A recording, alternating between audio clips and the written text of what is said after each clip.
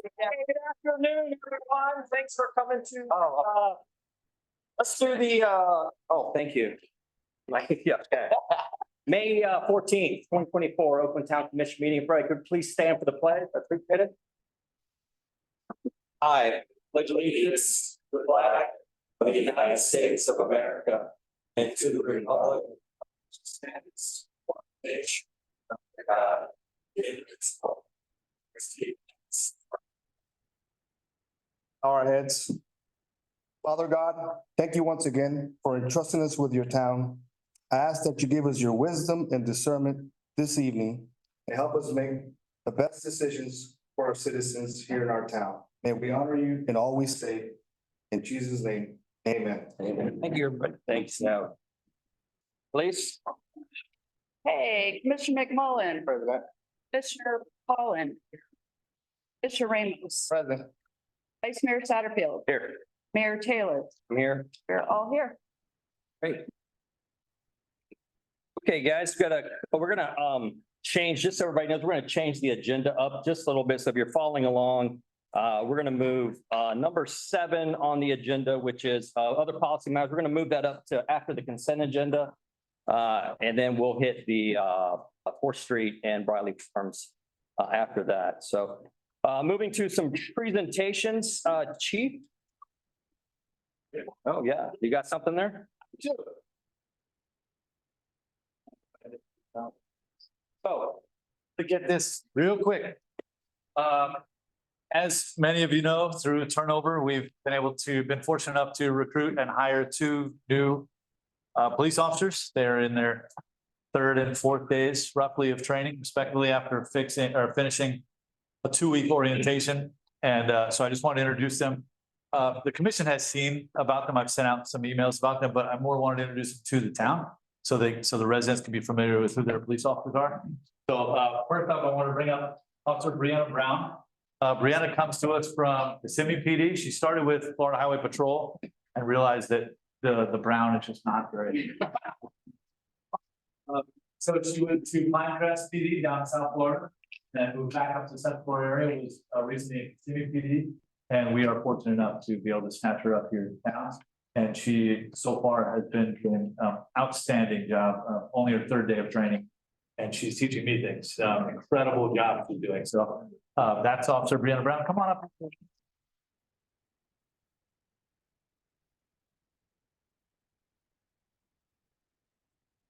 We're here last week. We supported both officers in at the police department, and they were there to see the swearing in. It was a really nice time for their families and for the commission to meet them. So I just wanted the town. One of the new faces you'll see. I'm quite sure that both of these faces will be very involved in helping all of you guys and anything you need. Even if it's not all work related, they're absolutely willing to help. The second officer comes to us via Lowell, Massachusetts. He talks funny, but he came to Central Florida several years ago and served 14 years with the Mount Dora Police Department, where he rose to the rank of lieutenant. And we are so fortunate to get him here as well. Officer Marius Bukowski will be your.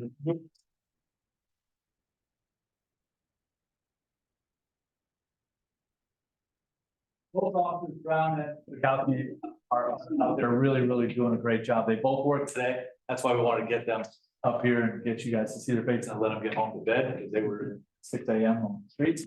So again, I really like to, I love how the town wants to meet the new officers as they come here. And one of my goals, as you know, when I first started here, was to extend the period of tenure of officership. I don't like the average 3-year turnover. So hopefully these are the next 2 that will start a 20-year career instead of 3. So thank you for your time, and these are your thoughts.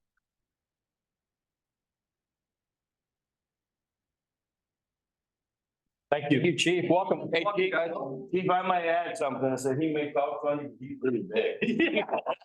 Well, I said it while you guys here. Thank you, guys. Thank you.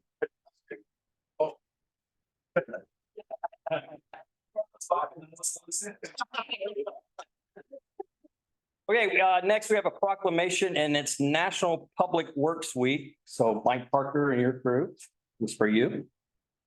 Whereas a public works professional focuses on infrastructure, facilities, and services that are of vital importance to sustainable and resilient communities and to the public health, high quality of life and well-being of the people of the town of Oakland. And whereas these infrastructures, facilities, and services could not be provided without the dedicated efforts of public works professionals who are engineers, managers, and employees at all levels of government and the private sector, who are responsible for rebuilding, improving, and protecting our nation's transportation, water supply, water treatment, and solid waste systems, building public buildings and other structures and facilities essential for our citizens. And whereas the health, safety, and comfort of this community greatly depends on these facilities and services. And whereas it is in the public interest for the citizens, civic leaders, and children in the town of Oakland to gain knowledge of and to maintain an ongoing interest and understanding of the importance of public works and public works programs in their respective communities. And whereas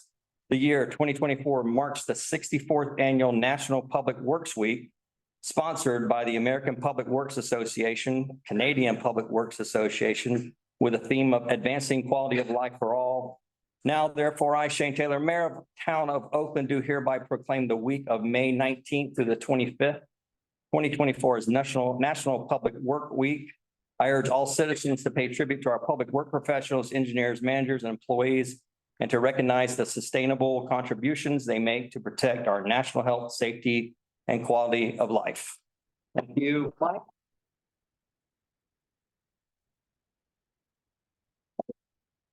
And your team, Mike, thanks. Appreciate it. Thank you. Next on the list is the public forum. This is where we'll open it up to the public to talk about anything that's not on the current agenda.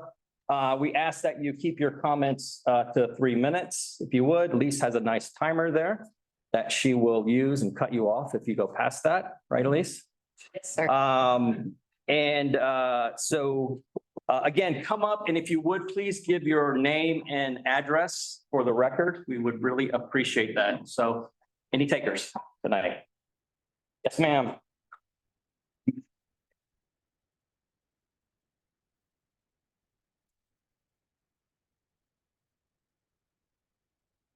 I'm Becky Corcoran and I live at 19 Oakland Point Circle. Hi, everybody. Hello. There was 2 events this weekend. One at the school was on the 4th. It was Legacy Lock Day. Tons of people that have been there, enjoyed it. There was also the car show. It was a great day. There was lots of love in the area for the school that's been here for 20 years. Every year, it keeps getting better and better and better. Seeing all of the kids that were once this big, now this big. Tremendous. What we saw with the car show was tremendous. But there's too much hate in this town. It's got to go.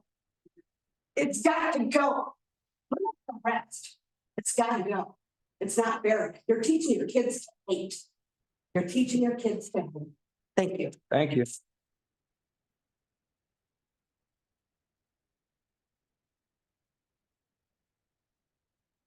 Else?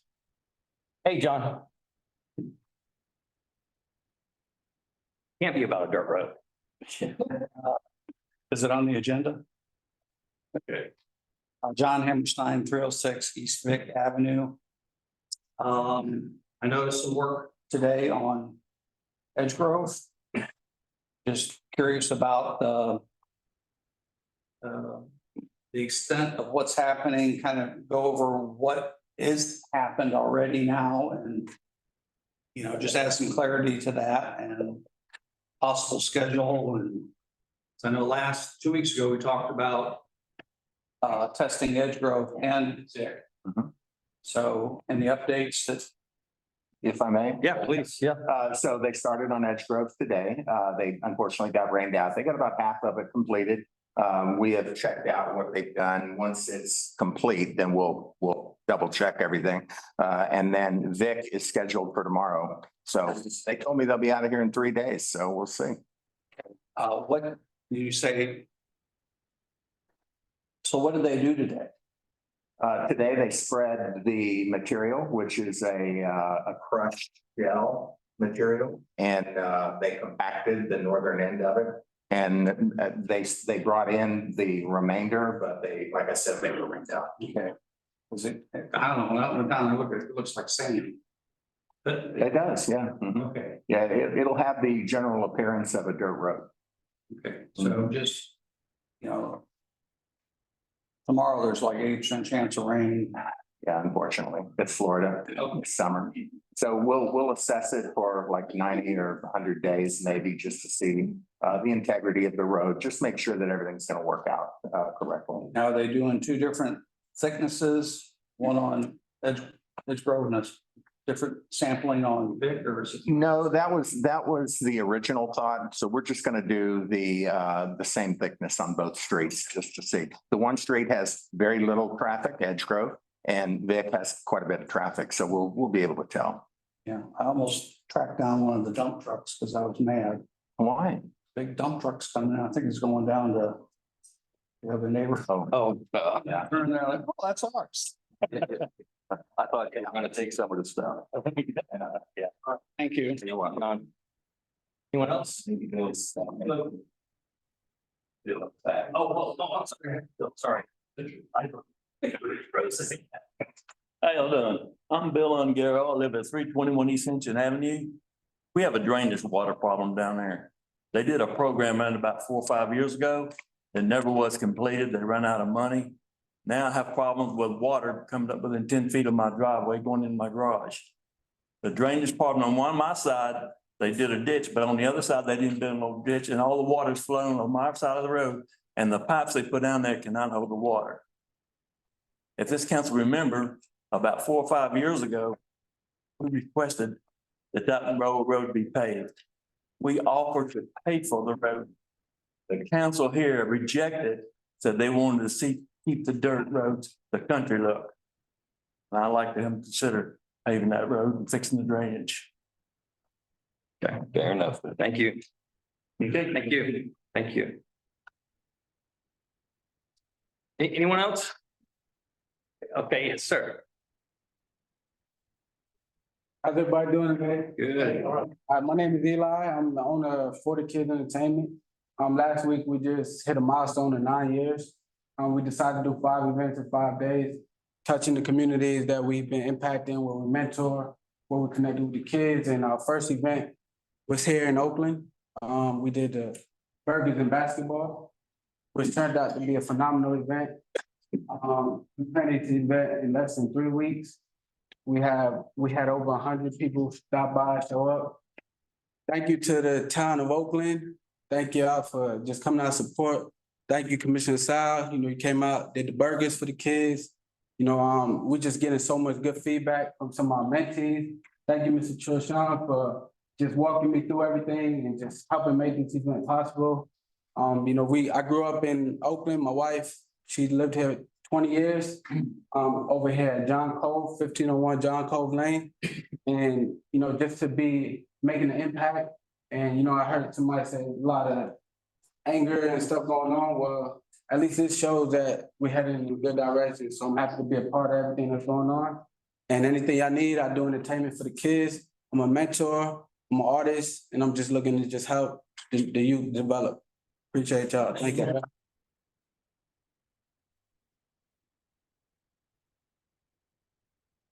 Mayor, I had one thing. Sure. Thank you, Trisha, also. Yes, sir. Thank you, Eli. You guys did a lot of work, invested a lot of hours to make that happen out of your own time. And we praise you for that, for thinking about the west side, the kids and everything you guys did. Also, thank you, Officer Castro. Good job. And Mayor, thank you for going out there and shooting the first hoop on the first try. He made it.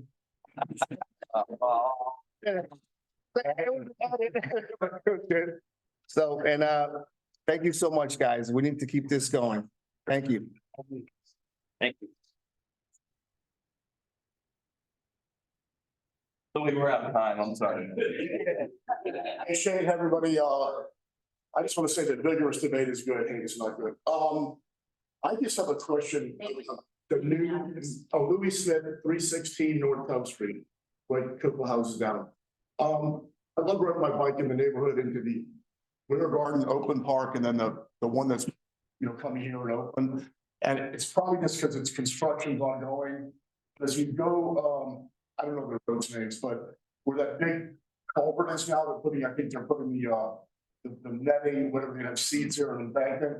That's a pretty steep embankment, and that where the bridge is all the way to the existing, Southern Oaks or whatever the neighborhood is there. Man, I just run my bike. I look down there and some little kid or kids, kids go around, no control with a lot of them. I don't think you put one of those like orange, little fences along that because I didn't see anything. And look, someone can just roll down there, man, and that's not safe. So that's the only thing I wanted to bring up. So, thanks a lot. Thank you.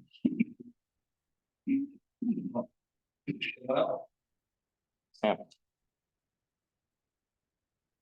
My name is Valerie Burton. I live at 207 West Tension Avenue. I just want to say I don't have any hate or I'm not mad at anybody, but I was raised here. My dad served a commission seat for many years, and I want to talk about what Pioneer Builders did to my property. They cleared property. I have pictures you could pass around. They cleared property and they dropped a 100-year-old tree on my fence. And when I talked to them, they committed to fixing what was ever damaged. They did come out a year later after the call. I was accused of harassment. I tried to work with Franco.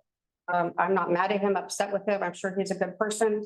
I know it's civil, but I was raised to be honest and have integrity and follow your word. And they knocked over 3 panels.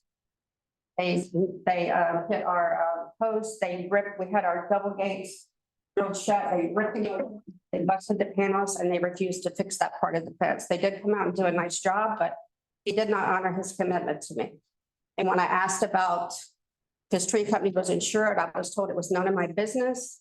But if they weren't, it fell under his umbrella. And my concern is for the residents, if we are letting them build and they're not having insured contractors and it falls under their umbrella, why are we not holding them accountable and making them repair what was damaged? I was offered $200 and they did over $1,600 worth of damage to our property.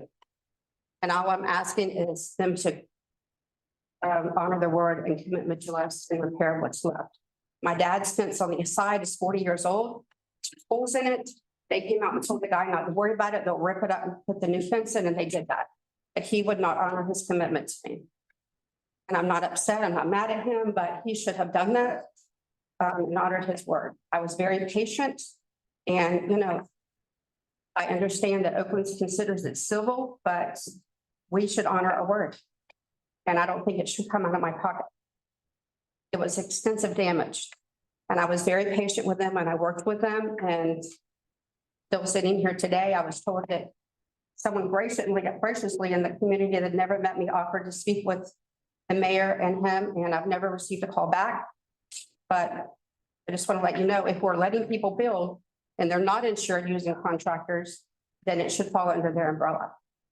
I don't feel that I should have to go to court and fight to get something that he committed to do it in the first place. So thank you. Thank you.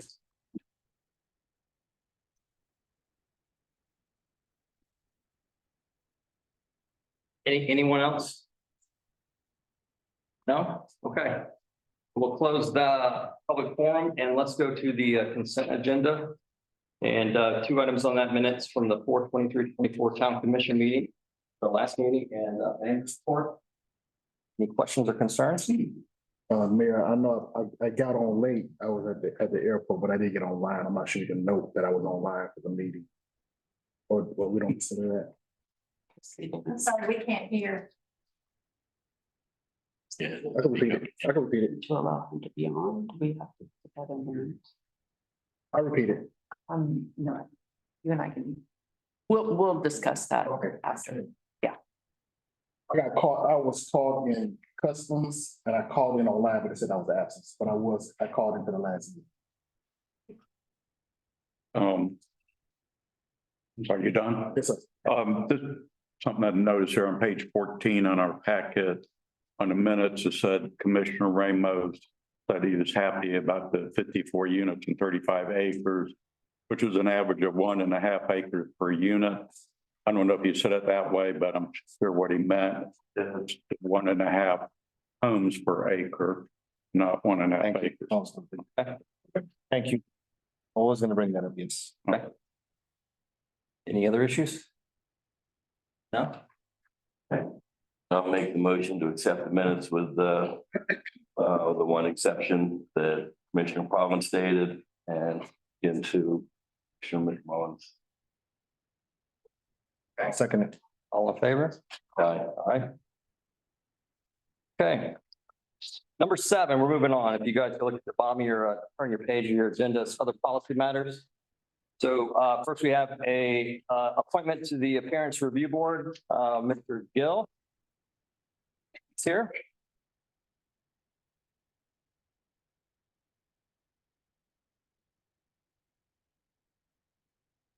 Hey, did you take that from me? It's right here. I said, did you take that from me? There. Yeah. Okay, so this is an appointment to the, as an alternate to the ARB, so we'll need a motion.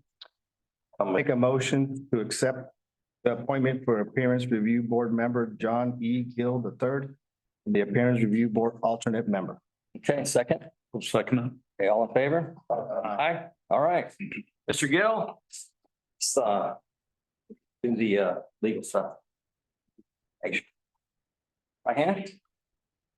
I, John Gill III, I, John Gill III, solemnly swear or affirm solemnly swear or affirm that I will support the Constitution of the United States that I will support the Constitution of the United States and I will obey the laws of the state of Florida, and I will obey the laws of the state of that Florida. I will in all respects observe the provisions of the charter I will in all respects observe the provisions of the charter and code of ordinances of the town of Oakland, and code and ordinances of the town of Oakland, Florida.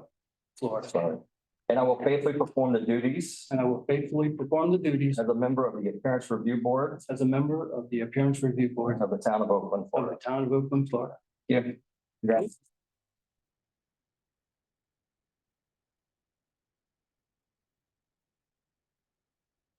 To get released before you leave and sign your contract. It's 20-year contract, but 20-year contract. Next on there is bike walk Central Florida. Bike walk here today. Oh, it's Andy. Okay. Good evening, Mr. Mayor, members of the Town Commission. Next item on the agenda is an agreement with Bike Walk Central Florida to allow for them to provide us services for GIS mapping of our sidewalk and pedestrian traffic plan for the town. Town staff was contacted by Bike Walk Central Florida to assist with the creation of an inventory list of our trails, sidewalks, bike lanes, and crossings within the town of Oakland. The mapping of these networks will provide the town with a method to analyze the existing inventory and identify opportunities to enhance the connectivity of pedestrian traffic within the town of Oakland. The proposal will also assist with the curation of a list of identified opportunities for prioritization and provide the town funding recommendations based on the prioritization list. The inventory and GIS mapping will be instrumental when prioritizing projects within the town that have the greatest probability of receiving grant funding. The GIS mapping inventory is proposed to be funded by transportation impact fees at a cost of $2,105. So town staff, myself reached out to Bike Walk Central Florida, who's very familiar with the town's pedestrian network. And the whole goal of this is to come up with a map of what we have existing there, maybe tie in some sidewalks that don't connect currently, to look at our entire pedestrian network within the town, and then come back with some recommendations to start applying for some grant funding. The town has relied heavily upon grant funding throughout its existence. And so this is going to just push us further in the step in the right direction to hopefully go out and acquire some grants, but we first have to have the plan put in place.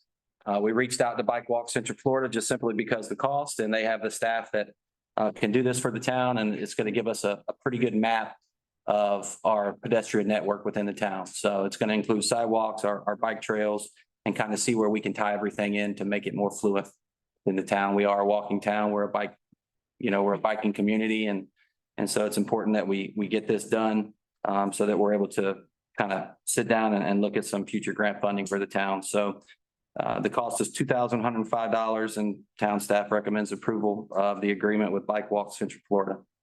Okay. Any comments or questions from the table? I will say that, from just a little bit of being here and talking to Tallahassee and the state and stuff. The more updated reports that you have and the more, if you have shovel-ready projects ready to go, the more likely you are to get funding quicker. So I don't personally think it's a good investment. We have, grants, Mayor, because in Metro grants, same way, when you bring the plan to them, it's more likely for us to tap into their grants because we're ready. Right. So Yeah, we received some calls on some sidewalk networks that are not connected, on Tub Street and some areas that for a relatively small amount of money, we can make a large improvement. So I think this is really going to give us that overall plan. And kind of, and be really beneficial for submitting for grants. Yeah, agreed. Okay. So no other questions, we'll entertain a motion. I'll make a motion to approve the proposal with bike walk in Florida. Okay, second. Second by Sal, all in favor? Aye. Aye. All right, good job. Chief, you got something on school zone? So. If I stepped in. We have been looking at some other ways to increase safety in the town, specifically this presentation around the school zone. And we met with a couple of different companies, looking at different products and different ways to use technology. And this, we're gonna have a presentation from Genoptic, and what they're gonna do is, they know far better than I as far as what their products can do and things like that and what they can offer the town. So I'm gonna bring a representative of Genoptic up to, give a quick presentation. There's gonna be a PowerPoint for you. But I think after you hear it, you will see the true purpose of this program is to increase the safety of the students and the parents that are bringing their students to school. And there's some peripheral benefits as well, but you have the floor. I'll drive it. Just disappeared. It was there and then. We're working on that. My name is Brad Dresser. My address is 4024 Norwood Drive, Orlando, Florida, just on the outskirts of Mocoe. I'm a retired police officer from Mocoe. I've been in Orange County for 40 years. So public safety and serving the community is something that I always had a passion for. And that when I retired, the company that I work for now, we work a lot with public safety and towns for social security around stuff. Keep talking. Whatever you want. Yeah, well, really, we'll get into the PowerPoint. I'm gonna go through the slides fairly quickly. But really what it's about keeping the kids safe. School, that's really our mission. Kids are all. Got some statistics in here which show you a little bit about what we actually did a speed study. We put one of our cameras here. And I'm gonna give you the numbers of what actually happened in the town of Oakland. Not what's happened in other places. I'm gonna tell you what happened in your school zone. During a picture of time of when we did it. We did it about 6 days in one direction and we turned around and did 6 days in the other direction. Vastly different results. Vastly different results. The other thing of the program is the automated license plate readers. Okay, we have a program with this where our cameras are monitored. And they'll do the speed for the school zone, but they will also do license plate readers for criminals who come in through your town. They'll be able to identify who they are, when they came through, that type of information for social security for your town. It won't just be in the school. They'll be on Highway 50, and I think they have a trailer that we're gonna do as well. So there'll be 5 cameras, and the violators are gonna pay for it. Doesn't cost the city any money at all. Doesn't it cost the taxpayers any money unless the taxpayers feed her in your school zone. Taxpayers feed her in your school zone, you probably only get 1 ticket before they don't do it again. So it's easy to say you kind of feel bad for them, but you kind of don't because it's about the safety of the kid. Okay, it looks like we're starting to get somewhere. Keep talking. Okay, Optic, we are a company that we've been in business since 1930. Security-based company. We've been in the United States. We've been a manufacturing distributor since the early 90s, probably 80s. Optic's involved in many different things. You see where it says optics. We're involved a lot in lenses to cameras to things like that. I got it. Okay, we're headquartered in Jupiter, Florida for the North Americas, which covers Canada, North America, South America, Central America, all the way through. So there's a team of us that do that. We have about 250 employees there. We have 30,000 cameras worldwide that we do. We are the largest company in this business. We've been in, like I said, we've been in this business since 1933. This is just a couple slides about our history. 1933, we invented the very first camera that was sold to the public that rotated around with film. So 1950s, we started getting into civil security. That's a police car with some cameras in it. They did the first in-car camera for police cars. 1960, we did some technology with bank robbery. So they would have a camera in the thing when the bad guy came in, it would take a picture of them. A lot of the convenience stores throughout the county have little speaker looking things. There's cameras in there that take pictures of when the suspect does things wrong. Our company actually has helped in that. 1963, they started getting into traffic counts and traffic, looking at monitoring traffic and things like that we see now. This has happened in Europe all over the place. Today, we're the largest ALPR provider for traffic law enforcement, civil security, and road use and charge. Next. This is our NEATIS partnership. We partnered with NASA. We did all of the lenses on the Mars rover. So we like to tell you, if we can send stuff from Mars to here that you can see, we can probably send it from the roadside to the city. Our technology is that good. We have a lot of partnerships, not with just NASA, but with the government as well. I'm sorry. For the commission and the town, last year, DeSantis signed a bill saying that photo enforcement in speed zones is allowed. Okay, it says that the vehicle has to be going in excess of 10 miles an hour. So if the speed limit is 20 miles an hour at 31 miles an hour, you can issue a ticket through photo enforcement. Officers can issue a ticket under that. But for photo enforcement, for us to capture it, they have to be going at least 11 miles an hour of the thing. And it goes from 30 minutes before school to 30 minutes after school. So when the kids are on the campus, this program is only to keep campus and the kids in that area safe. It's not a 24/7 operation like a red light camera or something like that. It's only about the safety of the kids while they're on the campus. Next. Just really talk about this.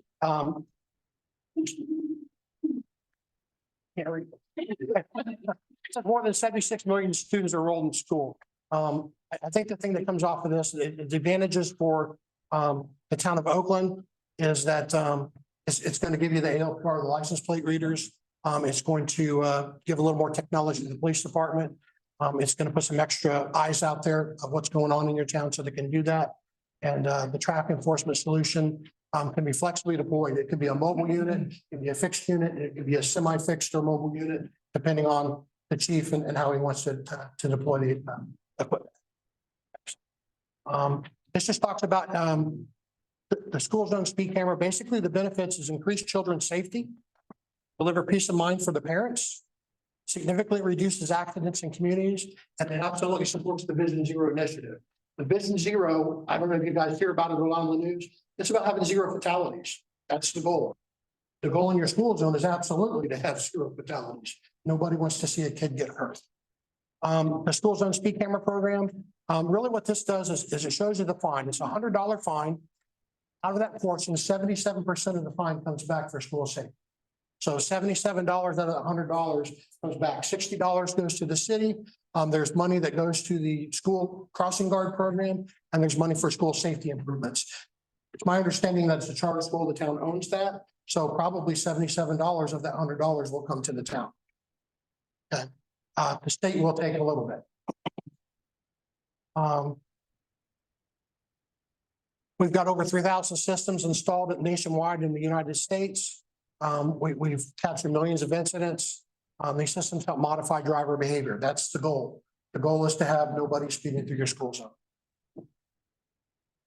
We did a study in Palm Beach County last year. At one school, over 70% of the speedings were over 20 miles an hour in the morning and drop off in the afternoon. There were 30% of the speed violations were speeding 30 miles an hour. So at least 30% of them were going over 30 miles an hour. This just shows you different cameras that we have, different solutions. They're pretty slick on the pole. There's not like 15 cameras on it. It's just one camera that does a lot of multi things. This is the important part. It's a no upfront cost to the city to implement. 100% violator funded program. All fees, costs paid complete with collected fines, paid violations, revenue can be used to fund any features that they want to add on. Other things, we have other features that we do.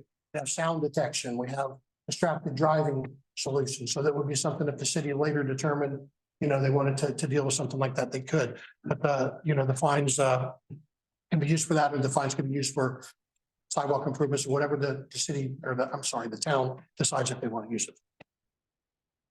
This is just some examples of our images. And you can see it's a pretty clear image. This is an evening one, and the next one is a nighttime image. So when it's dark out, we could tell that that's a red car with a tag.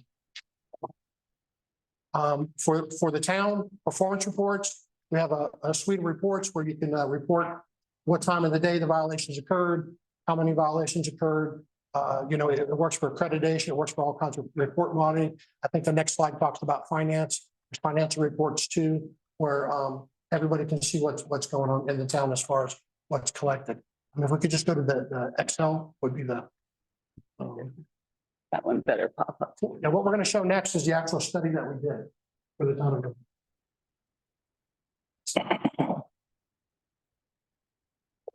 While they look for it cheap. So we get $77 back for the 100 with this program. Well, $60 comes back to the town, and then it said that some comes back for school crossing guards, some comes back for school safety programs. Because the town owns the school, I could only assume that. I can't imagine what the state would do with that money because it's your money. Chief, how much do we get back for your team? Well, it's a very small percentage. I would have to ask the county. But the difference, there's several differences here. One is the citations are issued here, or municipal citations for the town. Somebody creates a citation for it, I go per amount, but it's not something that goes like. As long as they inherit in 30 days. If they don't, it automatically reverts to a state ticket. That's where the price for almost $186, I think. Something like that. Or a ticket.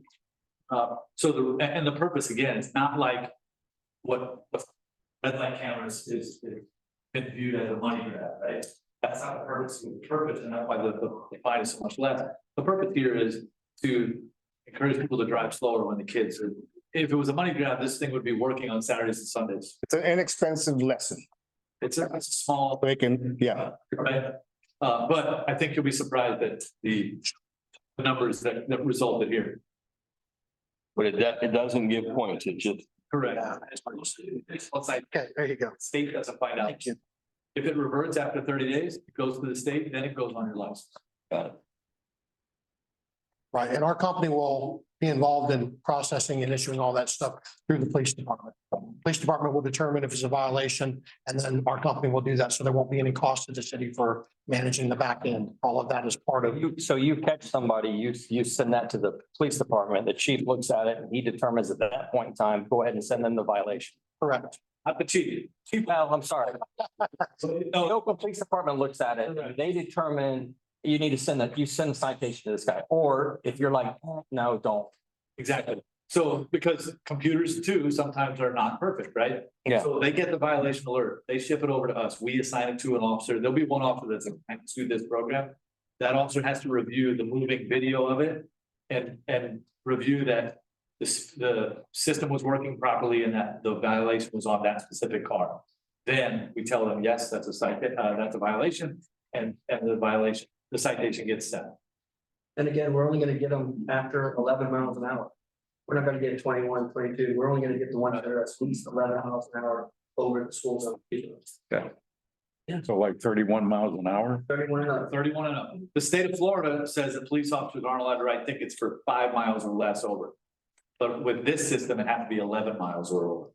So there's 6 miles an hour more leeway to show that this wasn't like that close. It wasn't by a hair. It was 11 miles an hour. And you'll see what cars we're doing here through our school zone during the school. It said the cameras run 30 minutes before and 30 minutes after school. But the 20 miles an hour isn't that whole time. It's only when they're letting in and letting out. Correct. From 7:45 to 8:45, the speed limit is 20 miles an hour. From 8:45 to 2:45, the speed limit is 35 miles an hour. So at 46 miles an hour, it would then capture somebody. Oh, okay, I get it. All And back at 2:45 to 3:45, it's back down to 31 miles an hour. This is the example, and if you've got the packet, this is an example of what happened for westbound traffic coming into Oakland. So the westbound traffic coming from Winter Garden into Oakland, the first week, there were 386 violations in the school. Okay, 386. Okay, out of those 386, 62 of them were going over 46 miles or 45 miles an hour. Okay, I mean, that takes a picture. The next slide, we went eastbound, with probably more of the people who live in Oakland coming out of Oakland, would be my guess. Okay. That week, there was 78 violations. Okay. Out of those 78 violations, 38 of them were going over 45 miles an hour. So less violations, but some of the speeds are a little more concerning. Yeah. And when you look at the numbers, it's almost 48% violations eastbound that are going 45 miles an hour and over. So, you know, this is the picture of what happened here. You know, we go to a lot of commission meetings and we talk about speed in general and national and all that stuff, but we like to come to you and say, this is what's happening here. This is a picture of your school, you know, what's going on. It's kind of an eye opener as far as, you know, the violations and the rate of the speed. Do I think the 4-way stop sign will help? I do. Thank you.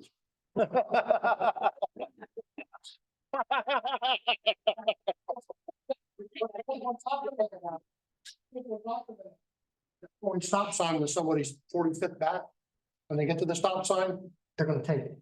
So I think they're still gonna speed to your school. Okay, because they're gonna be sitting in that one. And that's just my personal opinion based on 35 years of law enforcement. You have the estimates, I know you went over with me, based off the study, what the average or for that month, Well, you know, if we took it was like 400 and, let's just say 450 tickets a week is what this study showed. Well, that would be like, what, 1,800 a month?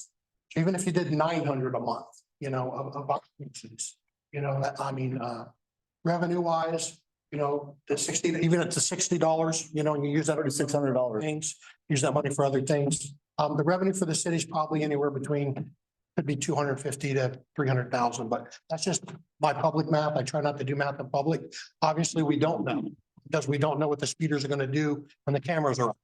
What we do know is these two cameras in your school zone are going to pay for civil security for your town, all in the town. You're going to be able to know what's going on in the town. So that's the important thing. If you had to buy the license plate readers out of a budget, it's a very large number. You know, the data storage alone, the stored data is a lot of, could be tens of thousands of dollars. and for those of you who don't know, just to give you a background with the automated license plate readers, we use that for criminal intelligence. That's what we use it for. I've heard the voice of some of the people in the town who said, I wish we had LPRs in the town. This is one way because we can't afford of our budget. We can't go out and buy LPRs. By allowing people who are going to come in and violate the law and pay for those LPRs, it's kind of a win-win. We slow everybody down. We increase the safety of our students, and we're able to fund these criminal investigative tools as well. If I may, examples of what the LPRs also do, we can program them for, say, sex offenders that are coming into our town that don't live here or shouldn't be here. It'll flag it. So we go, why was a sex offender in town? It'll alert us that they've come into town. And if we do have a burglary or any kind of crime, we immediately go back to the film and we can see the license plates of the cars that are leaving. So we find that bad guy. Our system, the back office is very, very searchable. You could just say, I want a white car, you know, between this time frame and that frame. It'll show all the white cars that came through. So for an investigator, it's a lot. I mean, when I was a detective, I couldn't hardly catch a cold, let alone the crime that this thing could actually solve for you guys. I'm sure Chief was the same way. There was a resident here in town. I don't see him here, but they suffered a burglary on the west side of town. And they lost over $15,000 worth of items. A resident, a neighbor on the street said, hey, I don't recognize this car from our neighborhood. And they gave us our Ring camera from it, but we couldn't see the tag because Ring cameras don't do that. I contacted Lake, who has LPRs on 50 at Deer Island. Is that right? Yeah. There's a LPR right there at 50 in Deer Island, and I said, hey, I'm just looking for a silver Mustang. Do you have any between 6:50 and 7 a.m. on this day? Within minutes, I had the car, the tag, and we were at the owner's house that morning. That's the beauty of these products. And if we let people that are gonna speed pay for those things, you know, it's great, and it's not, you know, fortunately, right now, we're so lucky with the low crime rate. But the towns around us, when their crimes are passing through our town, we get to aid them in capturing. We're talking about putting one at each corner of our ins and out of towns. It would be a 50 big east box. and west, Oakland Avenue, east and west. One on 50, one on. You can't one come on- in or you can't leave without it.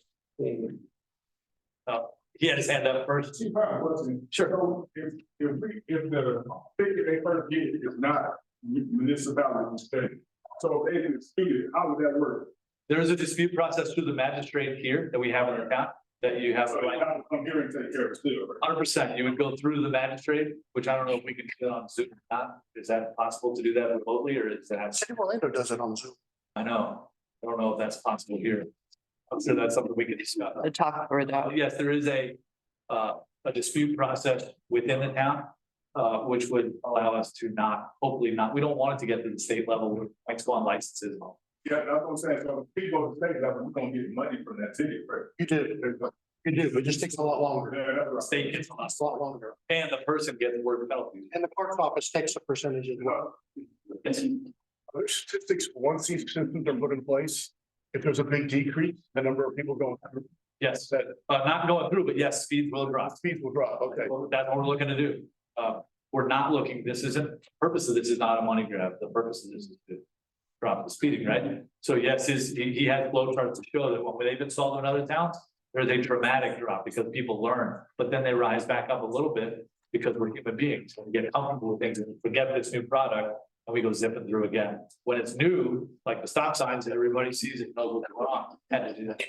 But when you get used to it and you go back, if you're routinely a speeder, go back to driver, you're gonna do what you do regardless. And that's what we're trying to curb that. Are there gonna be big signs saying camera? Yes. Yeah, yeah. Yeah, the state, It's not a secret. We want to put it out there. yeah, the state law mandates that big signs are put up, photo enforcement ahead. There'll be a, if the town decides to move forward with that, there'll be a public, campaign. Our company will partner with the town and social media. Whatever the town, how they want to put the word out. There's also a 30-day warning phase when it kicks off, which could be the first week of school, right? There'll be a campaign that anybody going through there for the first day will get a letter saying, hey, you're speeding in the school zone. 30 days, it's going to cost you this much money. Don't do that. So we want it up front, no secrets. You see the signs, they're big. There's, nobody's hiding under a tree anywhere. And that's the way you want your program to work. You don't want people speeding through the school zone. You don't want their kids in. And that's a big concern of people. Don't worry, the data is not stored. If you just drive through the school zone, you're obeying the law. We can't access that. We can't pull it up and say, oh, there was Joe Smith. We know where he was. Not like that. It's, if we get a violation, it shows up. We have it. But it's not like we're gonna retain the records of all that. People say, oh, Big Brother's watching. It's not that. Yes. How many cameras is one question, and the second question is, you said there was no cost. Correct. What does that mean, no cost? That means our company is taking 100% of the risk. There may be times when you have 0 violations. It still costs us money to operate the. So you're gonna put in cameras at no cost to Oakland. We believe with the violations that we did with this study, that there's going to be plenty of violators to pay for this program. Now, the 2 cameras in front of the school, they're the only cameras that are going to make any revenue. The other 3 cameras are simply for civil security for your town. It's And where are they? where the chiefs. We would fix them on Oakland Avenue and State Road 50. There'll be, one of those is gonna be permanently affixed on, right by the stop signs. West and east of Oakland Avenue, east side of town, and then west and east sides of town on State Road 50. Those are the 4 license plate readers and And there'll be, all of those cameras are not gonna cost. Oakland. correct, the money comes out of the $100, the citation, a percentage of that goes back to their company to offset the price of the equipment and the services that they're providing. So we are not paying anything out of pocket we're just getting a less percentage of each citation. We don't get a percentage. Basically shared process. That answer your question? Is there an opportunity to also, grab photos of those that are rolling through or not coming to a complete stop before the school or after? And are rolling through the stop signs, because I'm seeing that. At the location that we're gonna place the camera, no.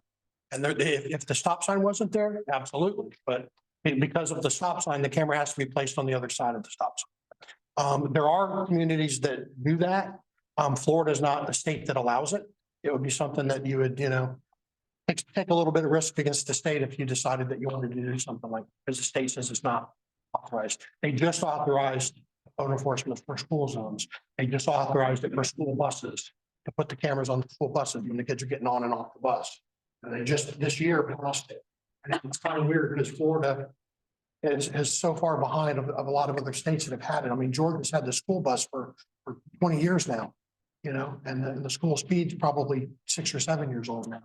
So Florida's, has been tough, but they're finally realizing that the kids' safety is the kids' safety. Totally different than the red light camera program.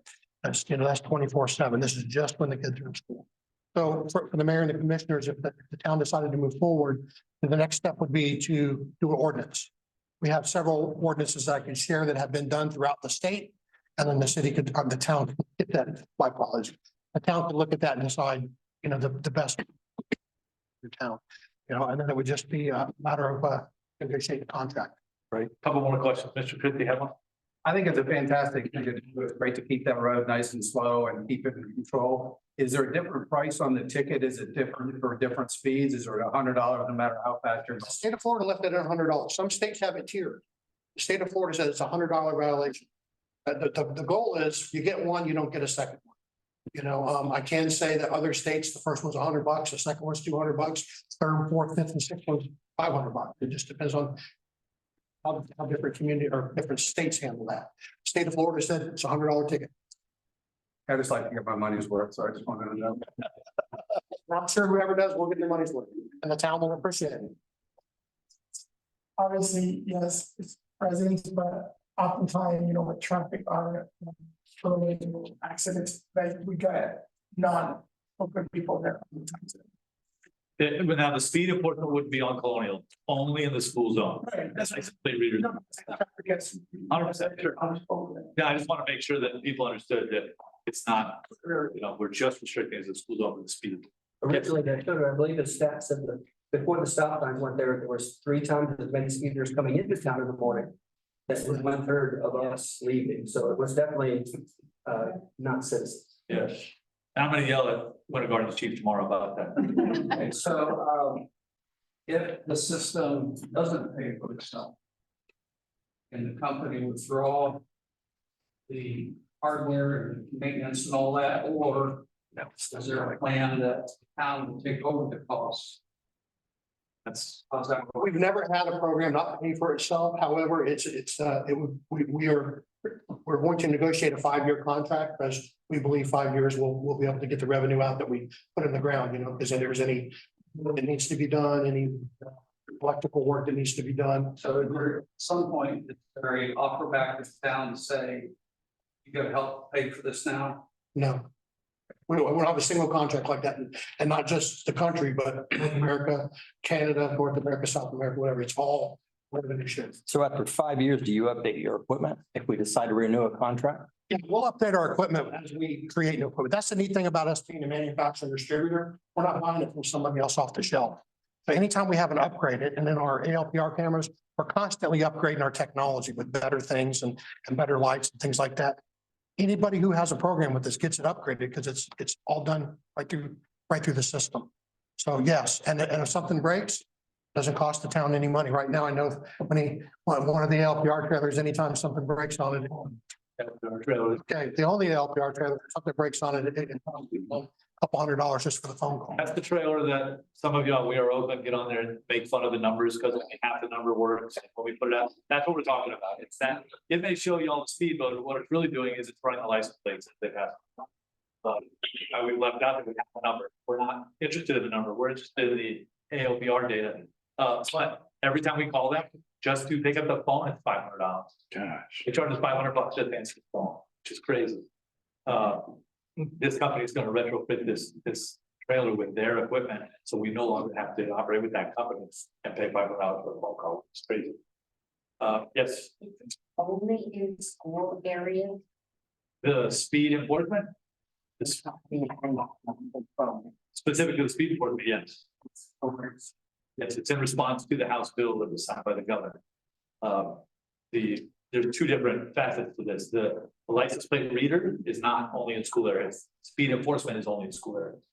License plate enforcement can be done in the other area. We will, it's not enforcement, it's just license plate reading, it's just scanning. So we'll have it set at each corner of the town on 50 and Oakland Avenue, so nobody can enter or exit this town without, if it's in a stolen car or a car with a wanted person or a missing person, we're gonna get alerted to it. We'll be able to get out there. It alerts our phones. So if we're out on the streets, we immediately can go to where that car was and find the missing person, the wanted person. Or put an unmarked car, if it's a sex offender or whatever the case may be. Those alerts you see on the turnpike and the 408 with, we're looking for this elderly person or Alzheimer's patient. Silver alerts. We would, as soon as they come off the turnpike or our exits, we would get an alert so we could go and find that person and help them home as well. Right. So it doesn't have to be criminal. It's just, like you said, civil security for a number of reasons. So it's tied into a big network. But enforcing speeding is only. Only the schools. School district. Yep. So it's not all the way through Oakland or. Nope. Or 50. That's for the officers. We gotta get them in their cars and get them. We can't enforce speed camera wise on state road. Well, With cameras. We can't put cameras, speed enforcement cameras outside of school zones in Florida. That's why it's restricted to the schools. Well, that House bill says you can only do it there. And for the purpose of the safety of the kids, it's not about anything else. Well, there's no. Any other further questions? No? I've got one more. So you've been doing this for how long? I retired in 2015, so 9 years. Okay, so in all the ones that you have across the country, never been successful enough, because I think for being successful means we stop getting tickets. Correct. That is the goal. But that's the goal, but you haven't achieved that anywhere? We haven't achieved the number of where it doesn't pay for it. Right. Here's what's going to happen. In the very beginning, the citations will be high. So you might, let's just say, I'm just going to throw a number, 100 tickets a day or something, right? When the violations been, or the cameras have been there a while and the community learns where they are, and the people who live in Winter Garden, who obviously speed through your city, learn after a ticket or two to slow down. Those 100 tickets are probably going to go down about 30 a day or 20 a day. Okay. So that's the goal. The goal is to get a really deep rise. You want to see that like the ocean bottom dropping, and moving on. We believe during the term of this, there's still enough room in there for everybody to get a little cheese. Strangers. I know it took a lot longer than we thought. I appreciate it. I really wanted the presentation to be in front of people who live here more than the commission, because if they're not affected with this program, why do it? Right? Yeah. And I think by hearing the value of this, that's really wanted. Yeah, we appreciate the opportunity to take the opportunity to partner with the town, partner with the community. We are a Florida-based company, so, if you guys would like to come down to the headquarters and look at it, it's kind of neat because we're right across from Pratt Whitney or Hewitt Brittany with all the, the rockets for the space shuttle. It's all right there in that area. But most of our offices, they're all white rooms. You see everybody work on all the things they do, but it's pretty neat to work. Thank you very much. Thank you so much.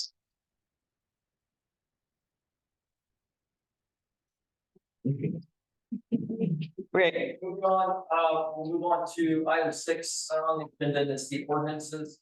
We can start out with ordinance 2024-03. This is the second public hearing for the State Road 50 scale land amendment, mixed use commercial mixed use activity centers. How are you, Sarah?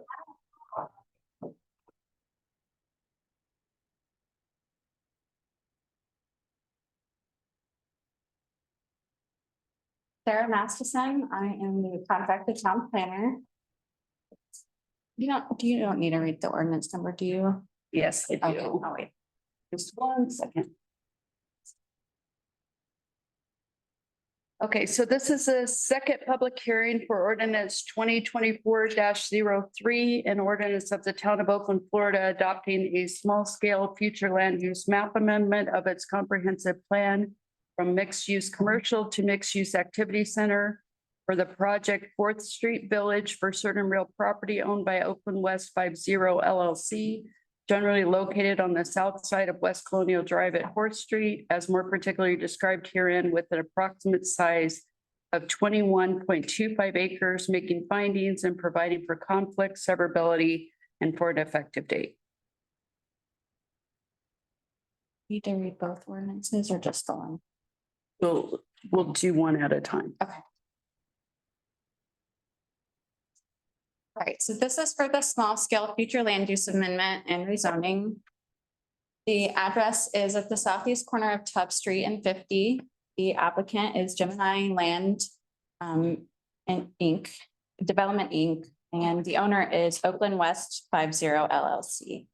The land is approximately 21 acres. It's vacant, and the intent is to go, the small scale future land use amendment is to go from mixed use commercial to mixed use activity center and to rezone from plan development for the Fourth Street.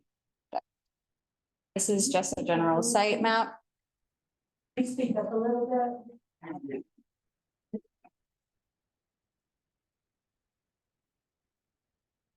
This is just a brief how we got here. This came to the Planning and Zoning Board on February 20th. They recommended approval, came to the Town Commission on March 12th for the first reading. And some conditions came out of that. It went back to the March 26th Town Commission meeting and then was tabled for because it was determined that the Planning and Zoning Board should review the changes that were suggested in the first Town Commission meeting. And then it went to the April 16th Planning and Zoning Board.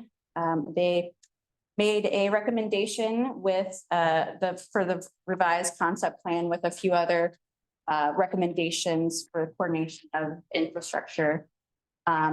It came back to commission at April 23rd, and the commission determined they wanted a little more time to look over what was submitted, and that brings us to today.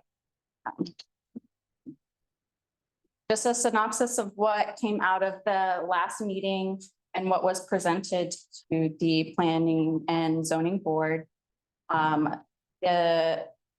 A maximum dwelling unit was placed of 190 for the multifamily. A maximum square footage for commercial and office was established. They removed the 110 hotel room. There was an added minimum of 40,000 square feet of commercial or office. And then the height for the buildings that are located within 250 feet of State Road 50 are limited to 3 stories. And then the buildings to the rear of that closer to the turnpike are limited to 4 stories. The allowable uses that they're requesting is business, professional, office, clinic, commercial, recreation, pub, tavern, restaurant, with or without wine, beer, wine or liquor, and retail sales and services indoor only.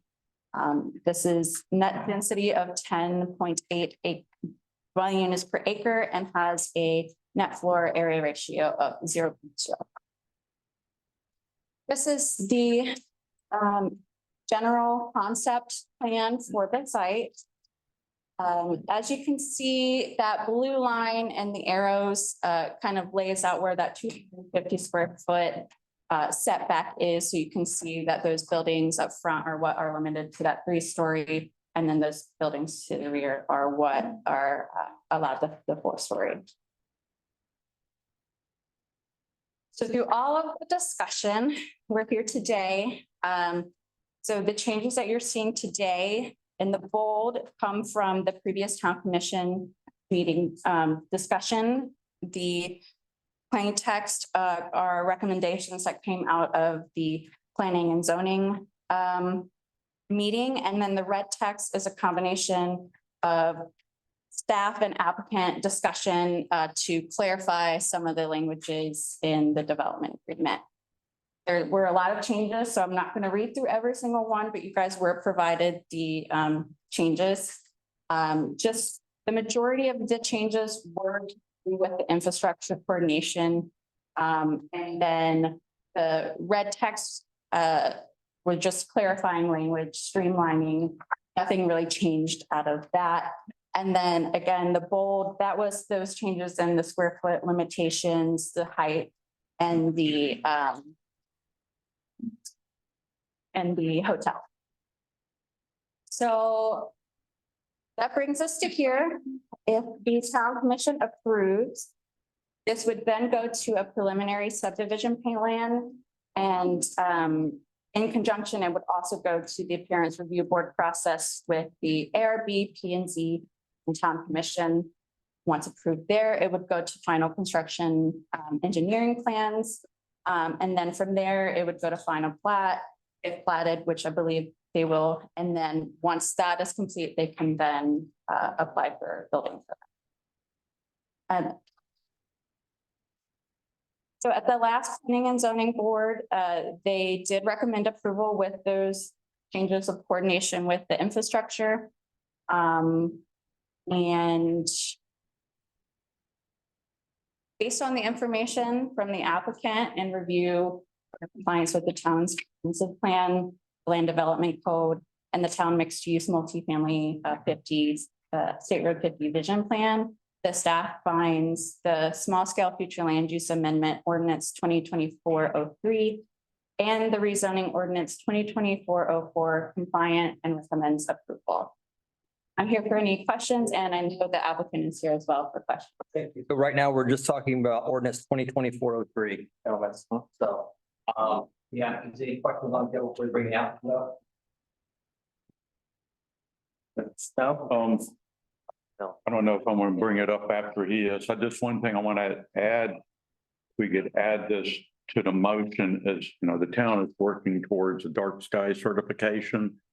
And even though we do have a dark sky ordinance, that dark sky ordinance is going to be changing. We'll have to do some additions and changes to it.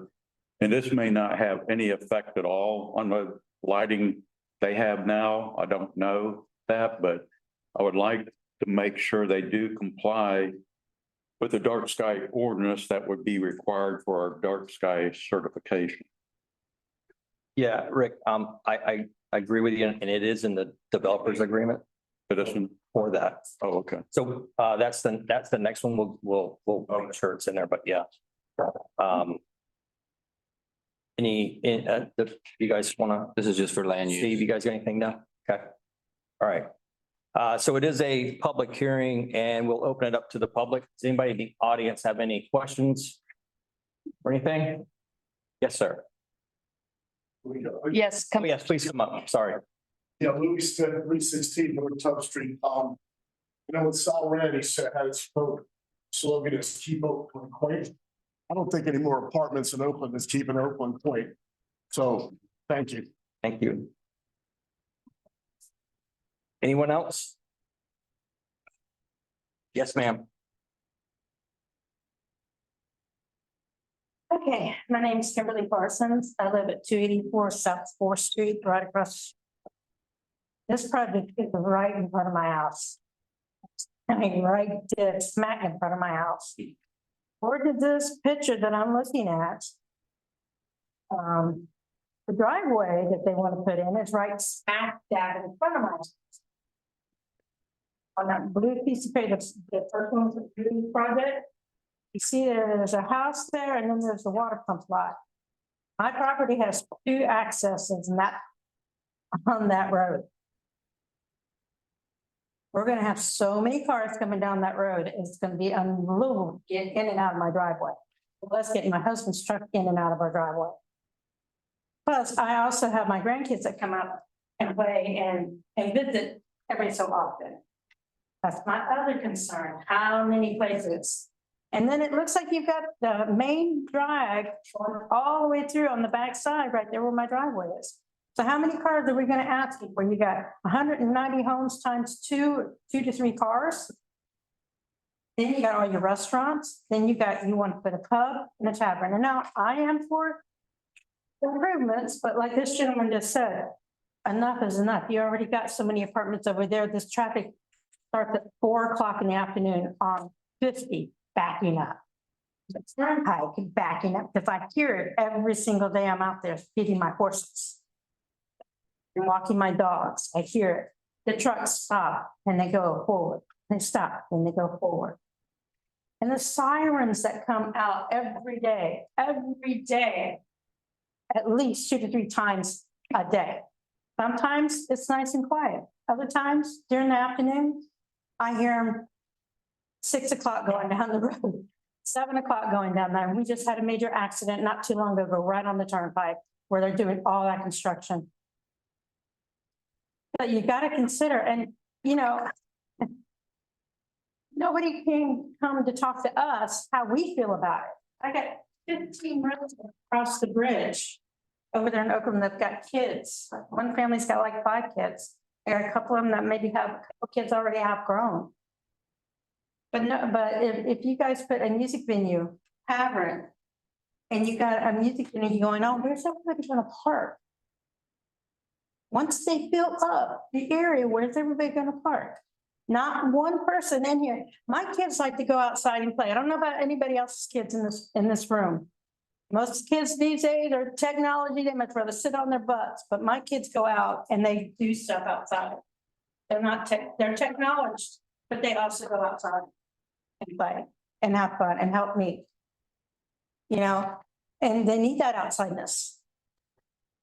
But you know, you're gonna sit here and you guys have already made up your minds. This is what we're gonna do. I'm gonna listen to her, but we're not gonna do anything. We're just gonna let it go and we're gonna do what we want to do.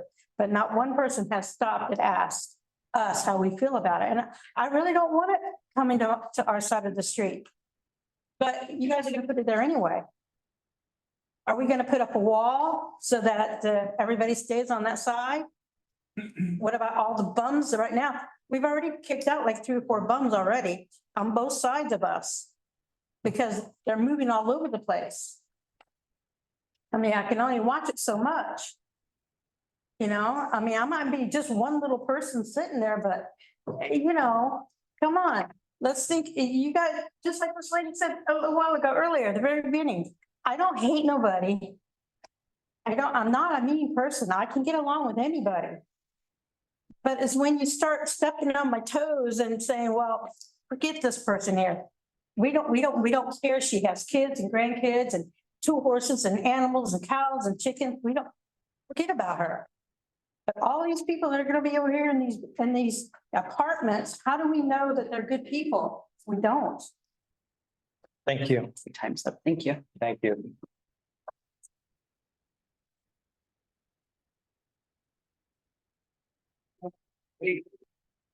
Anyone else like to speak? No? Okay, we'll close the public hearing and bring it back here to the table. Oh, hi. Yeah, would you like to? Sure. Come on up. Very good to see you. Hi. Sarah Tedrow, Lowndes Law, 2 and 5 North Yola Drive, Orlando, Florida. Appreciate the comments that came from the public. You've heard a detailed analysis of all of the changes that got made to the staff development agreement. Those were put in and reviewed by your town attorney and by your staff as well. We agree with those modifications. I think some of the important highlights, one is Dark Skies Initiative. It was put in there originally, so we will be compliant with that type of lighting requirement for the entirety of the project. The other was special events. You know, there's a question as to whether special events are going to be problematic for the folks that might live around us. And that's because we do have an outdoor area that has been planned in the event that you want to hold a special event. It's green space right now, but if a special event was to be held, you all do have an ordinance in place as a town, and that's ordinance 2022-21. And it says that your chief has to review any special event permit applications that get submitted. There's a 1.5 pages of criteria in your ordinance that we would have to meet, one of which, again, is that the chief of police has to determine that there is sufficient parking for any type of event. One of the changes that was also put into the ordinance was that sufficient and adequate parking has to be proven for the development.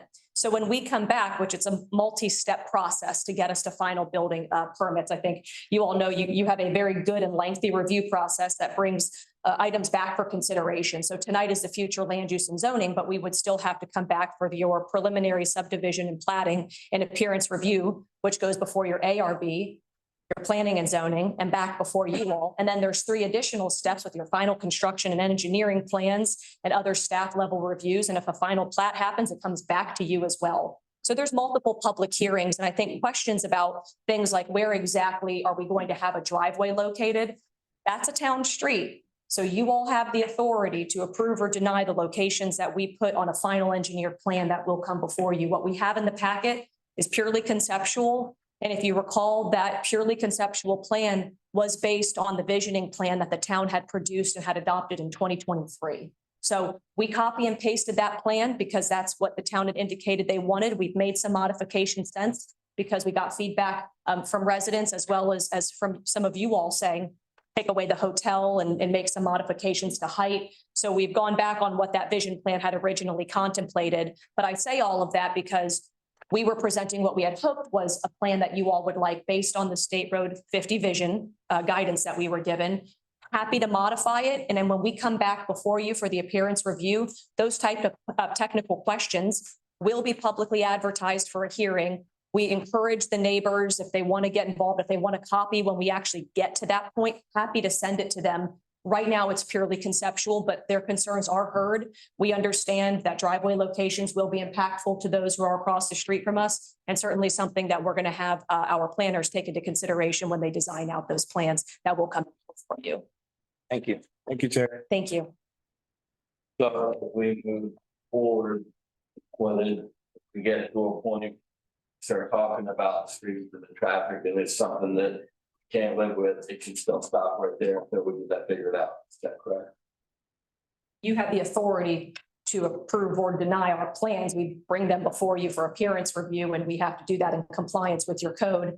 And your staff has to look at technical standards for driveway spacing and, our traffic studies that get submitted. So all of that would be reviewed at that time. So this is just the land, so nothing with the developer's agreement right now, nothing with the buildings, nothing with this, it's just the land itself right now. Yeah, we are not entitled to that driveway location by virtue of the concept plan. Your DA makes it clear that we still have a process we have to go through, and we still have to comply with your code, your comp plan, and your technical staff review of any final plans that come back.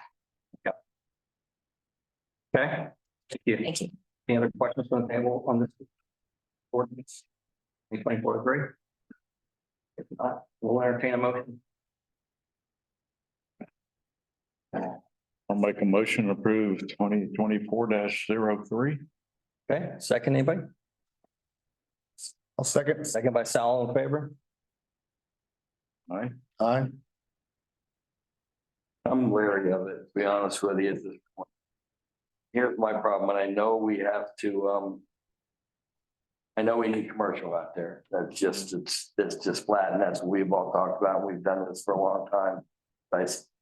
I would like to make some sort of concession when it is right next door to residential, that we get that taken care of. If we can, we're all in for talking for that, I probably in for it. So what do you guys all think?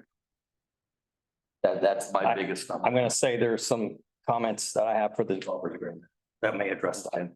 This is just turning the land into what I use. Okay, but then if we have that into consideration, because I'm fully understandable of your kids in the street, so I'll go high with this and that.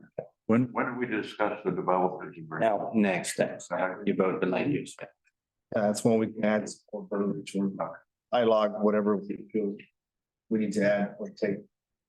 Right now, the land. All right, so we got aye. We're all in favor. Okay, so we're moving on. So next is ordinance 2024-04, second public hearing for the 4th Street of State Road 50 rezoning to PD plan development, and this has the developer's agreement in it. This is where it gets to the details. Okay. You want to read the rest of the title? Did I finish? Development agreement and master plan. The full title.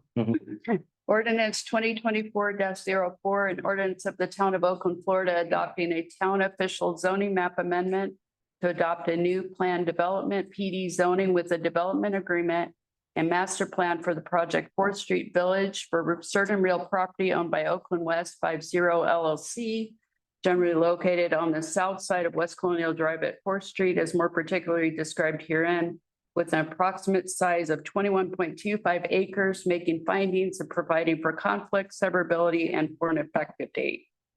Thank you. Sarah, same stuff, right? Same stuff. Okay. So, any comments from the table? Anybody? Again, Sorry. again, the same, concerns of going down Fourth Street, what, having residential just right there across. Yeah, so Rick, your question about dark skies, it's in there, it's paragraph 7L. And it does discuss the dark skies initiative and adhering to that on that. I did go through and I did make some adjustment and some suggestions that were incorporated. So thank you for incorporating those. It was adding things like it was just talking potable water, but I wanted to make sure that we added things like sewer as well. That falls on a developer to take care of, not us to take care of. That's their development, not ours. The other things that I want to add inside that I saw that did not make the developers agreement. And ma'am, I hear you back there. Okay, but you know, here's our choices. We can keep the land like it is, and FDOT will come and buy the land and put a pond there. And it does nothing for the town. It's just a pond like you see down the road. We make nothing on it. This town is ready to move forward. It's ready to move forward on some commercial, and we're gonna do that in a smart way. When I ran, that's what I promised to do. We're not going to throw it in, just gonna throw things together. We're gonna do this in a smart way. And this picture could change. It just may not be that. The entrances could change. So one of the things that I wanted to look at, because of where you're at and where you live, is I wanted to add into the developer's agreement, putting in an enhanced landscape package where it blocks you and it blocks the development. So it would run down Highway 50 and run down Fourth Street. That would essentially surround the development. Okay, so I'm going to ask the developer if they're willing to do something there. Stand, but, you know, I mean. Well, lights, you mean? Light? No, the signal light is there. Yeah. And that's, Trying to use like. they want to use it in and out. And from what I've understood, the way the paperwork of previous is they want to use that because of one of the pages that we gotten, it had showed like 3 different driveways on this side. Yeah, so like she said, those could change. They're just for better lack of term, illustrative purposes only. To say that this is what we're looking at providing. And because I'm exactly 400 feet, right? We're 400 feet off of the highway. Yeah, so if the first one's 250 feet, the second one, you know, could look at that. That's something that I'm sure they can probably look at when they get into that part of they can look at that when they get into that part of the plan.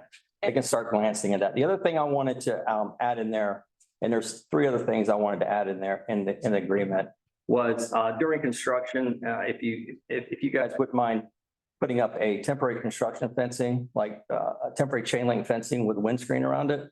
Yeah. Kind of helps us a little bit as far as debris and everything, because that's a big piece of property you're clearing off. And it will kind of protect your property as well as protect ours. 750? Yeah, 4th and 50. So it helps them. So they're not getting trash blowing over in their property when the wind blows, and keeps the dust down. So it's not, you know, dirtying up their property, but also the same with 50, if we could do that. I know you have silt fence. And they're gonna unload all the equipment on Fourth Street as well, because there's no other way to unload. The developer will probably initially start that, but then they'll create construction entrances and they'll create lay down areas, and then they'll come in and put all that equipment that gets delivered onto their property. So there should be no loading and unloading to their property as well. That fence will help for security too, for the contractors who are working there, for the materials not getting stolen and so forth. So the other one I had on there, and this is a, you know, your commercial and retail uses. if we could look at not doing, prohibit like smoke shops. Because what happens is that's just an easy sell to an easy lease. And the next thing you know, you got these nice big bright LED lights that are shining in windows and all that stuff. And it's just not something I think the town wants to be known for as a smoke shop. We'll go to Claremont for that.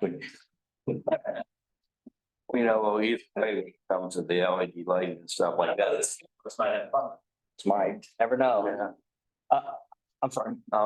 There's plenty of developments and plenty of towns and cities that, you know, that limit that too on the type of lighting. They don't need other signs or wooden signs. Yeah.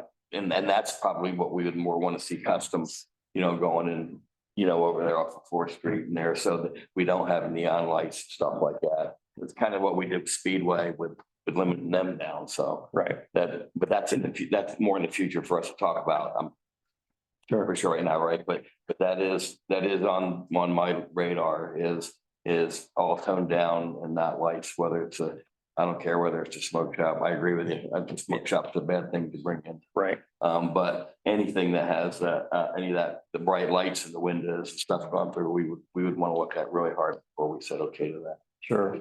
The other thing I had on, last thing, Adam, I'd like to add is the possibility of looking and bringing, and I said this when I was on the planning and zoning, which is, I hate going down through streets and seeing a sea of parking before you get to a building or you see a building. So I'd like to explore the option of you guys maybe pushing a building closer to 50.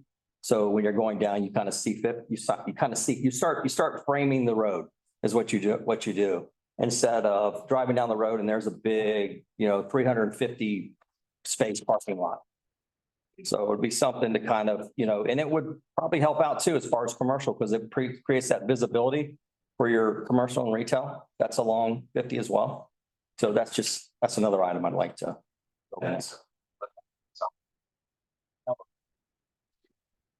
Like ARP through, maybe racially. I'm fine that way as long as we. Like trying to chase them. And that's Landscape in the, not necessarily the building, but retaining a wall, a knee wall, sitting area, hardscape landscape, so you don't see nothing but asphalt. Yeah, and trust me, we're excited to come back to Roots, because it'd be a lot easier. It would be a lot better, yeah. What we want to do, because right now we're looking at boxes. Yeah. But that would I think when you see the vision, we can't do that, and we can't invest $1,000 till we know the zoning, so we create something. Right. Yeah, so that'll be next step. We'll have a lot of feedback from everybody on that. And I think by doing that, you will attract more of your commercial Definitely. and your retail in there, and you'll probably get some better brands, better uses out of there than having those guys tucked in the back. Yeah. That's just my professional. Well, and that goes, I'm the same thing that I'm saying with the decor, what the buildings look like, how they're lit. So we have something that looks Oaklandy. When we get to that, And that's that, so. Yeah. I'm not losing our identity with the whole style that we have, frame, precast, something that look, and again, just for the record, Louis, I know I ran on keep open quaint. I didn't mean no progress. I meant smart, I really meant smart and no. Well, one of the examples was the racetrack. That's quaint to me. We made them wait 9 years for it to look the way it looks. And we'll make them, these property look just like Oakland and people will notice it. That's all. Anything else? No. Everybody good? Like I said, we've covered Okay. the look, and we've covered the traffic for these folks over here. So being a public hearing, it's the second public hearing, we'll open it up to the audience. If anybody's have any questions, comments? Okay. Well, once, almost, It's getting 190, sorry, Beverly Hamilton, 21 new work toward this. This project is getting 190 apartments. Then we have the Grove at Oakland or Oakland at the Grove, whatever it's being called down the street, getting 72. I don't know how many at the Grove, 72? Okay. Houses, single family residence. So the retail, that was gonna be, Oh, I'm sorry. I'm sorry, yes, that's down further, down 50, right, at the entrance of the town, right. Like, can't we let one project get finished and see how it turns out before we add in another? Well, I don't think those projects are different developers. They're not the same owners. He's one owner, he's one. I'm one and he's the other. Right? I'm not affiliated. It's my project. Yeah. If he wants to pay. Yeah, I just thought we were gonna slow down on the apartment. Yeah. Okay, anybody else? Anyone else? Okay, so let's go, bring it back to the table. Any questions? Okay, To accept ordinance 2024-04. okay, you want to include the, Well, I mean, yeah, What exactly? did you catch that? Denise? so I don't, Bullet point. enhanced landscape along 50 and 4th Street. What I have, Can we ask, just make sure? Sure. When we come back, just sure, understand to the enhanced state package 150. We agree for sure 4th Street 50, if it's supposed to be an urban. yeah, we just don't, I don't want to see, I guess, code minimum landscaping. So just a little bit above the code minimum landscaping, and I think Sal added in. I would say hardscape too. There's a bus stop right there that you guys drew. Scape and landscape around there for safety and the job, walkability with lights, so. And back to Commissioner Paul, for those, Art Sky Initiative. I like to see that there, so it doesn't, you don't see through landscaping that's minimal, the asphalt. And I've seen that a lot in places like Winter Park and Maitland, where they have the knee walls, hardscape, precast, landscape, and you don't see the parking lot at all. Yeah, it's down here at our Kitty Academy in the swim school. They have that knee wall. It's like 3 or 4 foot tall. Yeah, that's it. Correct, but then you don't see asphalt. Got it. That's what I like to see, but that's gonna come when you guys bring it to us. Landscape parts. Yes, absolutely. Yes, Enhanced landscape and or hardscape. correct, right. Okay. I got it. Then I got the fencing, construction fencing Correct. around the perimeter, Up 4th and 50. 4th and 50 around the project. The prohibition of smoke shops. And then trying to front those buildings to the 50. So you have to say it, or am I allowed to? Is that? Yes. It should be. Yes. The ordinance with the provision. And yeah, I'll hold the ordinance with these additional from the main and. So one, that's safe by Commissioner Paul as well. I'll second it. Okay, all in favor? Aye. Aye. Okay, all right, we're moving on. And I will say with that, now we have done two different things. If you have apartments to them, that we need to probably look at something of moratorium put in, so no more apartments, because that is the same way we did with the car dealerships all those years ago. Something else to go there. So I know it's a discussion, but we're Okay. Moving on to ordinance 2024-07, this is the second public hearing. This is rezoning to planned development with development agreement to approve the design guidelines and architectural standards for Briley Farm Phase 1. We looked at this 2 weeks ago. And the developer came in with different elevations that they showed. Sarah, what you got? I need to read this. Oh, I'm sorry. That's right. You have to read this. I read everything, Shane. Okay, hold on 1 second.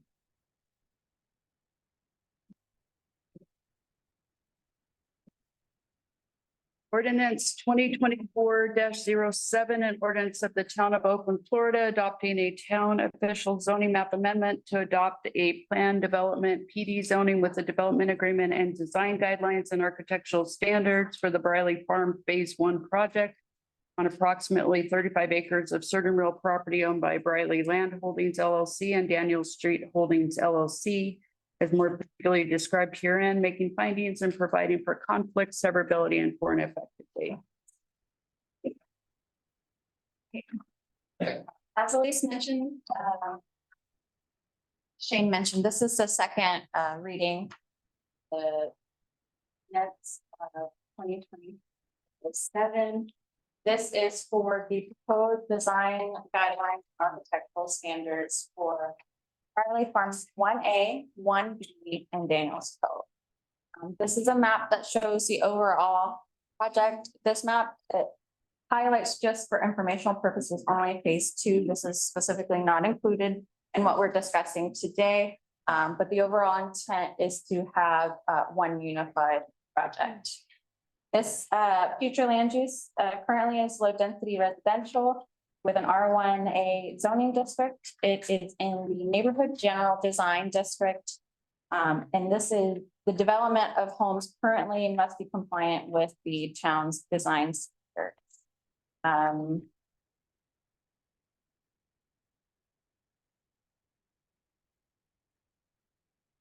So this is just a general overview that the developer of Briley Farm phase 1A, 1B, and Daniels Cove propose specific lot home designs for each different lot types. Require the town to adopt the proposed specific lot home design architectural standards by rezoning to plan development with a development agreement for phase 1A, 1B, and Daniels Cove. Riley Farms 1A and B, there are no changes to the previous approvals related to the lot number. And the same for Daniels Cove. However, they want to reorient those lots to integrate them into the Daniels Cove project. So currently they're approved as north-south lots, and they're requesting or going to request to make those east-west lots. This just gives you an overall map that outlines where those different lot types are. Those lot types are based on those lots are like. So for example, you have those waterfront lots, you have the smaller lots of Daniels. You have those bigger lots in the middle, and then some of the more football shaped lots found at that southern west side of the project. So at the first town commission reading on April 23rd, it was approved with some changes. You requested that the lot setbacks, except for the lot type D, which is the Daniels Cove section, be changed to be a minimum of 7.5 feet. Previously, they were 5, so that is a wider setback there. You asked that the proposed accessory dwelling units cannot have cooking appliances. And you also asked to remove one of the architectural styles, that West Indies Bermuda style. The applicant has submitted revised design standards consistent with the changes that you requested. So they made the changes to that 7.5 foot setback for all of the lots except for lot D. They added language in regards to the accessory dwelling units to say ADUs cannot contain ovens, cooktops, or full-size refrigerators. And ADUs may only be occupied by the principal home's residents, their family, and guests. It cannot be leased or rented independently from the principal home so as to create a separate residential unit on the parcel. And then the last architectural style home that West Indies Bermuda. Just as a reminder, these are the remaining architectural styles that are staying if you want to flip through.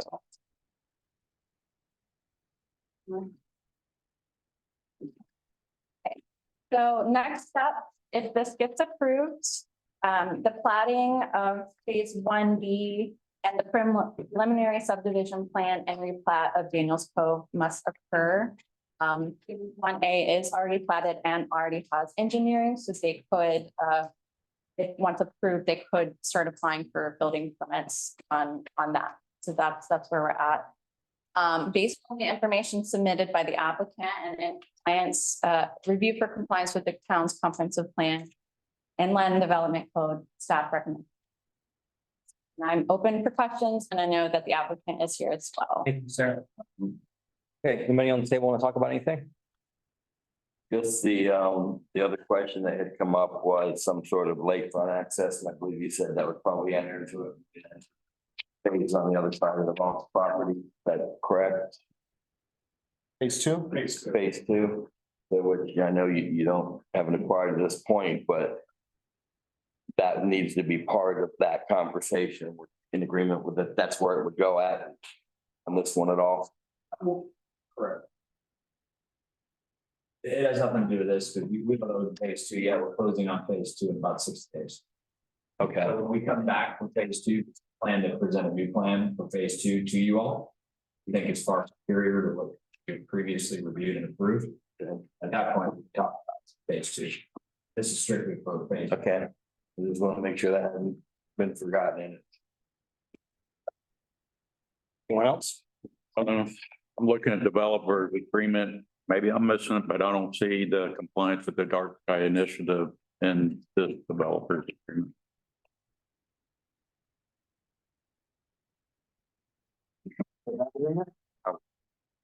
Sounds like this developers agreement was solely created for architectural standards. That's right. Like cities typical development agreement, since it's only for standards.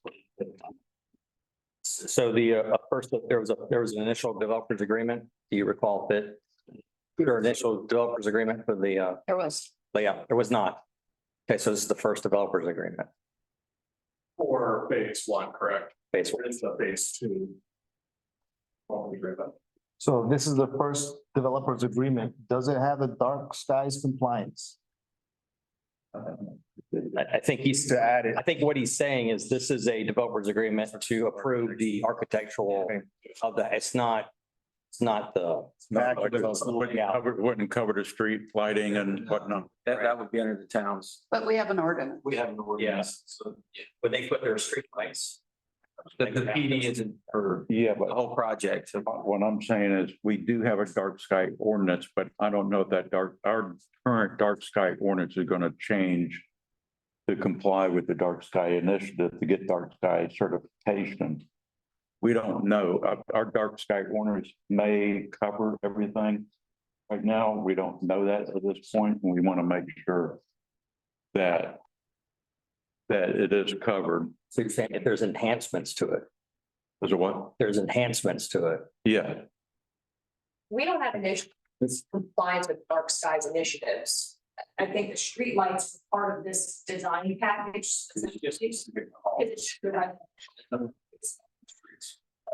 it's not, so what you're saying, so this developer's agreement wouldn't cover the street lighting is what you're saying. Right. this is just for house. We have no objections. Okay. Modify that. Fine. So that will come up at a future date as far as the streets and the street lighting? And that would be a separate developers agreement? That would come. Yeah, I would add it down. Let's add it now, Rick, so we don't, whatever motion we make, add it. Okay, could that be added now? It's the motion. Yes. Yes. That's fine. Okay. Okay. Anybody else? No? Okay, so it is a public hearing.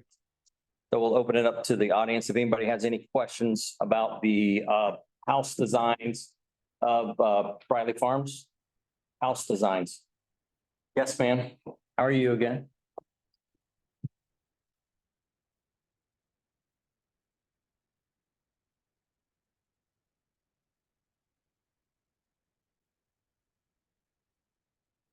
I'm Becky Corcoran at 19 Oakland Point Circle. And the house designs are perfectly fine, but I have some concerns that the 4 houses they had listed went off the market yesterday. So I'm concerned. I've been through 3 different developers, 1 foreclosure of land. I'm kind of concerned why the houses that were listed were taken off the market. So the answer to that is we kind of. There's a thing in sales, right? You don't want to let it go stale. So we put a couple houses out there. We said, let's wait because we don't have actually our full permits to start cutting the roads. We got our city permit, we're waiting on some water management district. Should have that in a few weeks. Like, hey, let's get our permit up the road. We launched the houses, formally put it out there. don't want to leave them sitting there while you're waiting for this. Plus, we want to get this approved. So we have a few more, houses that's permanent, start getting things out of the ground. So we want to roll it all out at once with more excitement than them sitting out there with no action. I got you, but I've been through a lot of this, Yeah. so that's why I'm like, hey, you never know. Could be in foreclosure again next month. So We don't have a mortgage, so there's no foreclosure. Good question, Becky. Good question. You know what I thought? I thought you guys took it off because it was it a British West Indies? No. That was for sale? That's just me, so. That was for sale, now it's gone. Just quick timeline, if everything went the way you wanted, like 2026. We're literally, if we had the permit today, we would start tomorrow. So like we signed on our site contractor, we actually agreed, we have our site contractor. So potentially people could be moving in 2020. We're excited, yeah, like we're ready to go. And they're open. Yes, ma'am. I am Tracy, I'm trying to live around 75 South Hammond Street. I have a question about the peacocks. We have protected peacocks, so with all the construction, what's gonna happen with that? Very good question. What's your plan for the peacocks? We love the peacocks, actually. That and their nests there. What's gonna happen with the peacocks? So what's interesting is number one, we'll absolutely look into that, explore it. So Jay, well, I don't think he's here, but he's on the planning and zoning board. Jay actually lives on family. Right. So, one of the things that we've talked about with him, and what we're doing on phase one, I think we talked about is we're just cutting roads, not cutting and flattening out the whole property, all the trees and everything will stay in the buildings, will work around those if they work on the lots. So, we'll talk to Jay and kind of work that out with the peacocks, actually. Our planning, obviously, keep them actually in the logo.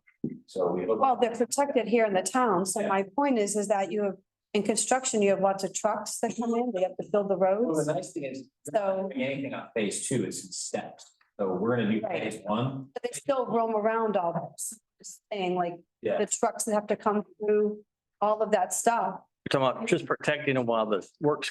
Yeah. Yes, we'll look into it. Not all that.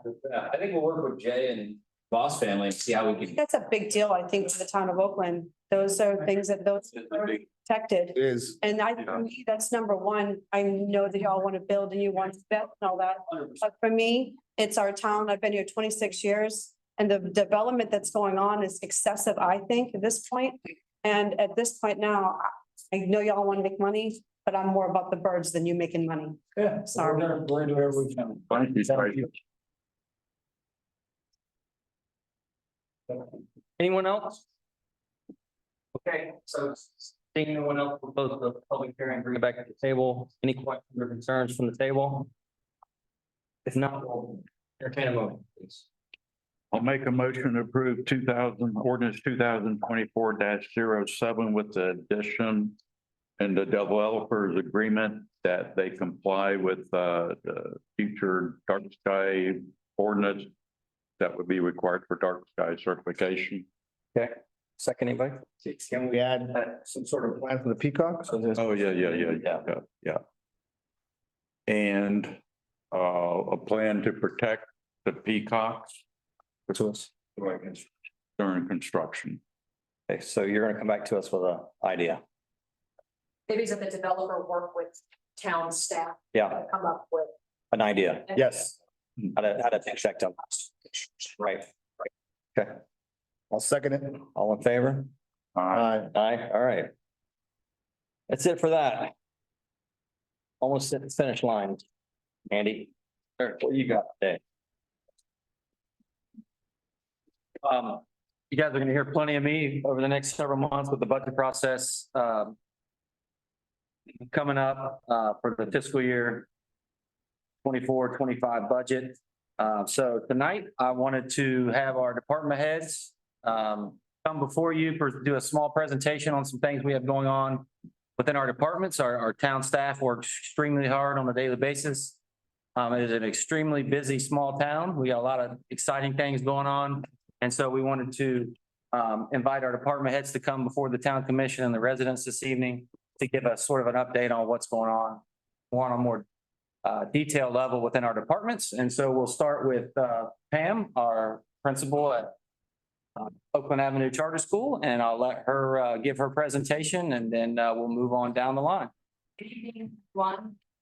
My bedtime, so. Very fast. Give it quick. Through, yeah, Pam Fire, principal, at the school as, in. So, the purpose of this presentation is just to kind of give you, highlights and activities and accomplishments for the particular school year. In the past, I've done, a look back, this is not quite as in depth, a look back on the year, but it does provide you with some of the highlights that we've experienced. So to start out the school year, it was in November, that we did receive our baseline score, from the first year of the FAST testing assessments, and we were deemed to be an A school. 71% of points equals an A. You actually just needed to reach 62% total possible to receive an A. So our baseline score, and what that means, baseline means that it did not have learning gains in it because it was the first year of the test. So we will determine how well learning gains occurred after this particular year calculation has happened. So it was our 20th anniversary this year. We are wrapping it up here in about the next, we only have 10 more days, well, not even, it's 8 more days of school tomorrow. So in this 20th anniversary, we presented a redesigned logo, which softened the eagle mascot to more of a kid-friendly eagle versus the come down and swoop and take your children away. Many years. We redesigned some merchandise that was available for families to purchase, or local residents if they were interested with the new logo that was available. Two of our teachers, Mr. Zavada and Mrs. House, created our 20th anniversary song, and that has been shared through social media platforms a couple times throughout the year. The kids have sang it at a couple of different events. And it's on our news broadcast regularly in the morning. The Arts and Heritage Center did a history of OACS exhibit this year, and we are very proud of that collection of yearbook covers and some different timeline in regards to the launch of the school. We've also carried that kind of historical presentation in the front office. There's a timeline presentation of newspaper articles and various things that are happening in the school in the front office. We had a student art display at the Oakland Heritage Festival that had art that was related to our 20th anniversary theme. The OACS Spirit Squad, which is a couple of our teachers and staff are the facilitators of, participated in the Christmas tree or event with a 20th anniversary Christmas tree.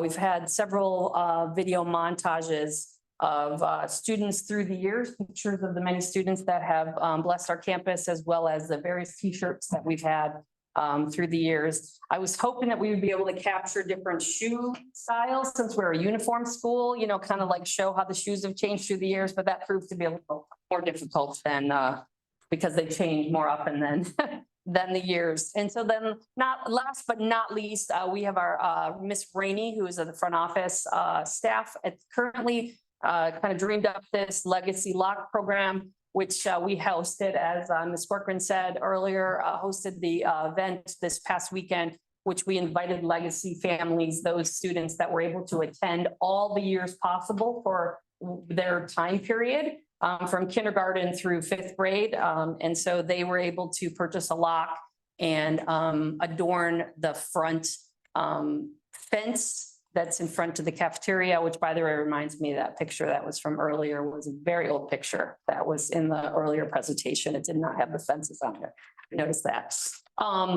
So the Legacy Lock program, which was a great event, and we're going to continue that coming next week with our 5th graders when they do their last walk through campus, and they will be able to put a lock on the front fence. So just a few of the pictures that were just flashed through were pictures of the various events, the Christmas tree and so forth. In addition to that, in the presentation, there's pictures of the merchandise and so forth. So the other things that have occurred this year, which occurred, and I say occurred, it took many, many, many years to occur, but it is finally finished. Thank heavens, the HVAC project has been completed and is up and running. So I personally was very thrilled at the completion of that. I never thought I would learn so much about HVAC in my entire life. But I'm very glad we had a wonderful and successful Eagle Scout project that was donated by Dylan Fontenot, which was the Blue Martin and the Bat Houses. Why did I say purple Blue Martin? I don't know where that came from. Purple Martin, sorry. Purple Martin and the Bat Houses, and those were donated earlier this year. And so we will be looking forward to that being habitat for those creatures in the future. Also, in this particular year, we just finished up the front cover installation. The front of the school now has umbrella available to help provide shade for our students during the dismissal, arrival and dismissal process, mostly the dismissal process, because it can get very hot in the afternoon. They look really great. I was really, really pleased with that process. Throughout the year, we've had several accomplishments or special events that I wanted to highlight. We were designated an Orton Gillingham Model School. Orton Gillingham is an approach to instruction that is very specific and systematic, that is aimed, very beneficial to those students that are identified as having dyslexia, but it is a good teaching method overall. And so we are designated a model school this year through the Reed Foundation, which has provided us just so many blessings. It's been outstanding. We hold curriculum nights. We hold anywhere between 3 to 4. The last few years held 3 a year. In the fall, we hold what's called the Public's Math Night, which is an outstanding night where each of all our school converges on the Public's on 50, and they have math sheets that they go and do calculations on. If you were buying 4 cans of corn, how much would that cost? What is the height of 4 boxes of Cheerios, those types of things, depending on their grade level. So we have a great night. It's a wonderful partnership with Publix. And of course, every child walks out with a cookie, same as any other time at Publix. Science Night was in January. We partner with the Orlando Science Center for various activities we've had them there for lessons on the circular system. We've had them actually on the digestive system, which was, I think it's called That's Gross. We've had them on space and various things. So each year we partner with them on some particular different activity that's hands-on, and it's a jam-packed night with plenty of families there.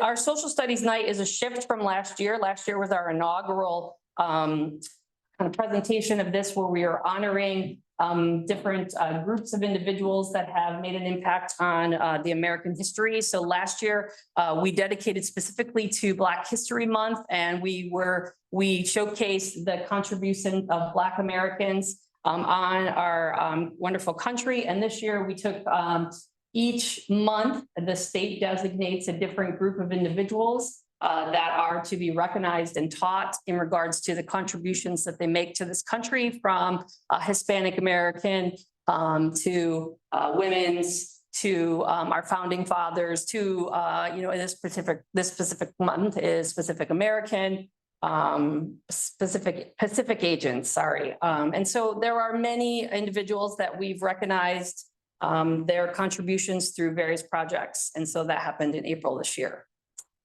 We are finishing up the use of the funds that came out of COVID, which are known as ESSER funds. We had 1.4 million over 2 years. And some of the highlights of what these fundings have provided to us is that we've been provided opportunities to do curriculum alignment teams, to really take a look at our practices, to make sure that we are doing what's best for our children. We've had learning camps, both after school and summer. Professional development for our teacher. We've been able to provide teacher aides for each grade level for the last 2 years, and it's offset many budget expenses so that we are able to build a reserve. So the pictures in the presentation highlight some of our curriculum nights. So hopefully you've had an opportunity to see some of the work that was presented in those evenings. Our fundraising is always an outstanding accomplishment for OACS. It really is a testament to the parent participation and parent commitment for our school. And so the fundraising is managed or facilitated by our PTO. And so they have selected the following with our partnership, the Mega Blast, which is basically a big gigantic jump house event for our students in the fall. We have the Scholastic Book Fair in January and the Boostertown Fun Run, which is another physical activity type of pledging event. The great news about this is that our Scholastic Book Fair brought us back almost $10,000 in Scholastic money to be able to use for various books and or supplies that the school can use. But the Mega Blast and the Boosterthon, and actually I think I said what was to come when I presented this, which was our gala last week. We are anticipating the PTO giving back about $75,000 in fundraising to OACS. And that does not include any contributions that they've made to special birthdays. They celebrate teachers and staff's birthdays. They do Teacher Appreciation Week.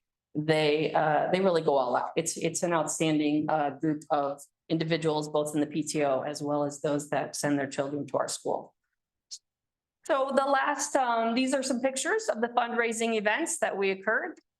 They're a great week, great events. So I was able to provide you with what was the data as of the time of this presentation for our end of year FAST results. And so the FAST results I wanted to just showcase, if you take a look at in the presentation, there is a comparative to where we were at a proficiency level. Proficiency levels are level 3s or higher, which is what you're targeting for our grades 3 through 5, from our baseline to our current year. And this is not everybody tested. So keep in mind, these can shift a little bit here or there. So if you look overall, I can obviously go through and highlight, which I would like to do for like our 4th grade math.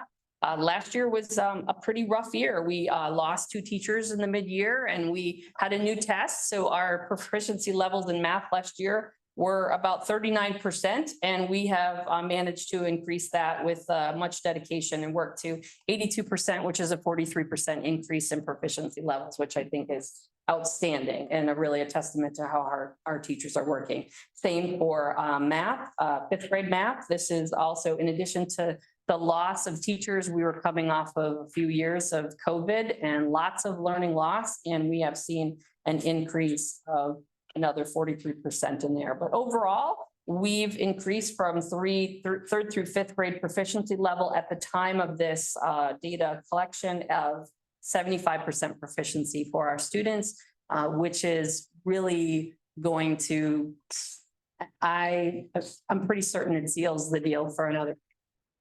I'm pretty certain. So what's to come? We have our VPK promotion. That's our voluntary pre-K program. We have a little promotion ceremonies in their classrooms. They love wearing those little cap and gowns and being all cute and having 20 visitors come and see their little cute preschoolers, which I'll be doing someday soon for my granddaughter.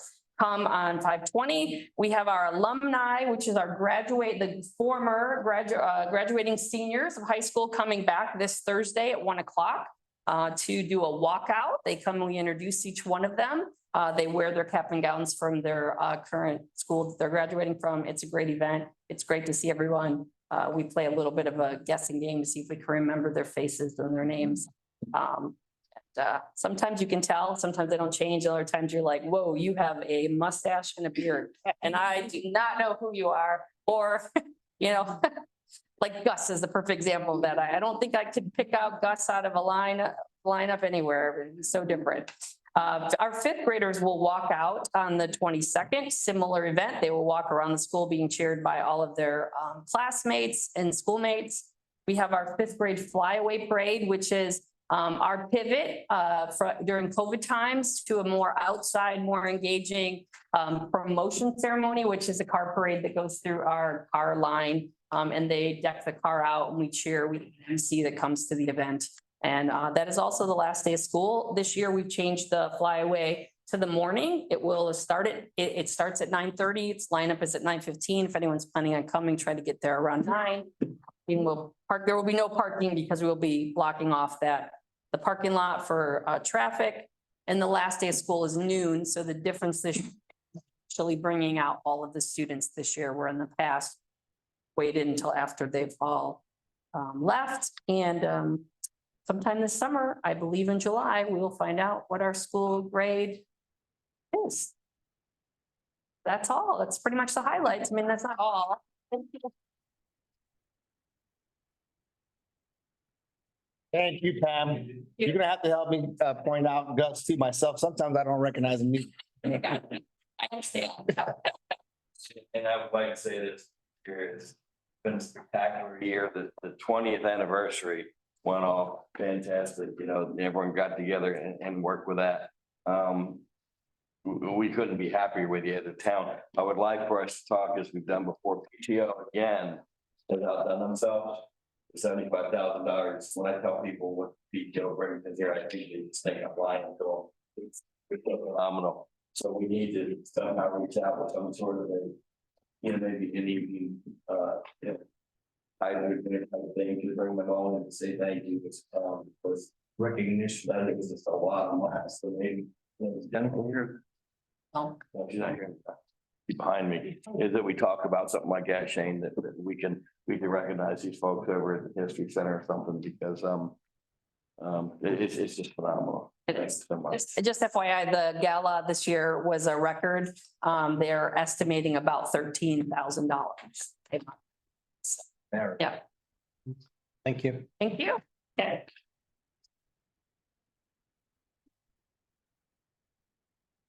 Okay, I'm doing double duty tonight. For the record, Elise Huey. I am the Assistant Town Manager, Town Clerk, but I also oversee the Community Outreach Department, and Jessica Lovejoy is sick. So I'm going to do her presentation and I'll try to go fast because I know it's getting late.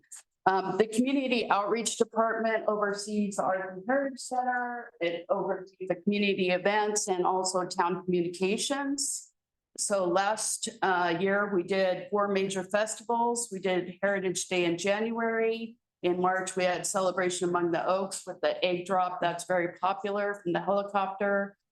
We had Music Under the Oaks in October and Santa's Lane in December. We also had 6 different art openings over at the Arts and Heritage Center. Yoga on the Porch has proven to be very popular. I know some people here go to that. That's on Fridays and the first and third Saturday. We started Ask Andy with our town manager last year. We did Take Over the Trails Day and Trees of the Season, which doubled the amount of trees this year from last year. New for this fiscal year, we started a farmer's market on the 2nd and 4th Thursdays. We do story time on the porch on the 1st Thursday of the month. And then we did our first Oakland Block Party not too long ago, and that was fun, along with the car show that Becky was talking about a little bit just this couple weekends ago. That was a lot of fun as well. Oops. So the event staff are Jessica Lovejoy, who's the Community Outreach Director, Lynn Dadalow, who's Community Outreach Manager, and Stephanie Hicks, who runs our facilities. But Jessica wanted to make sure that everybody knew when we're running events, it's not just the community outreach staff, it's also the public works staff and the police department. So it really does take a village to run our events. It's a lot of work to put those together. And Jessica, if you've ever met her, she loves to do events. That's her thing.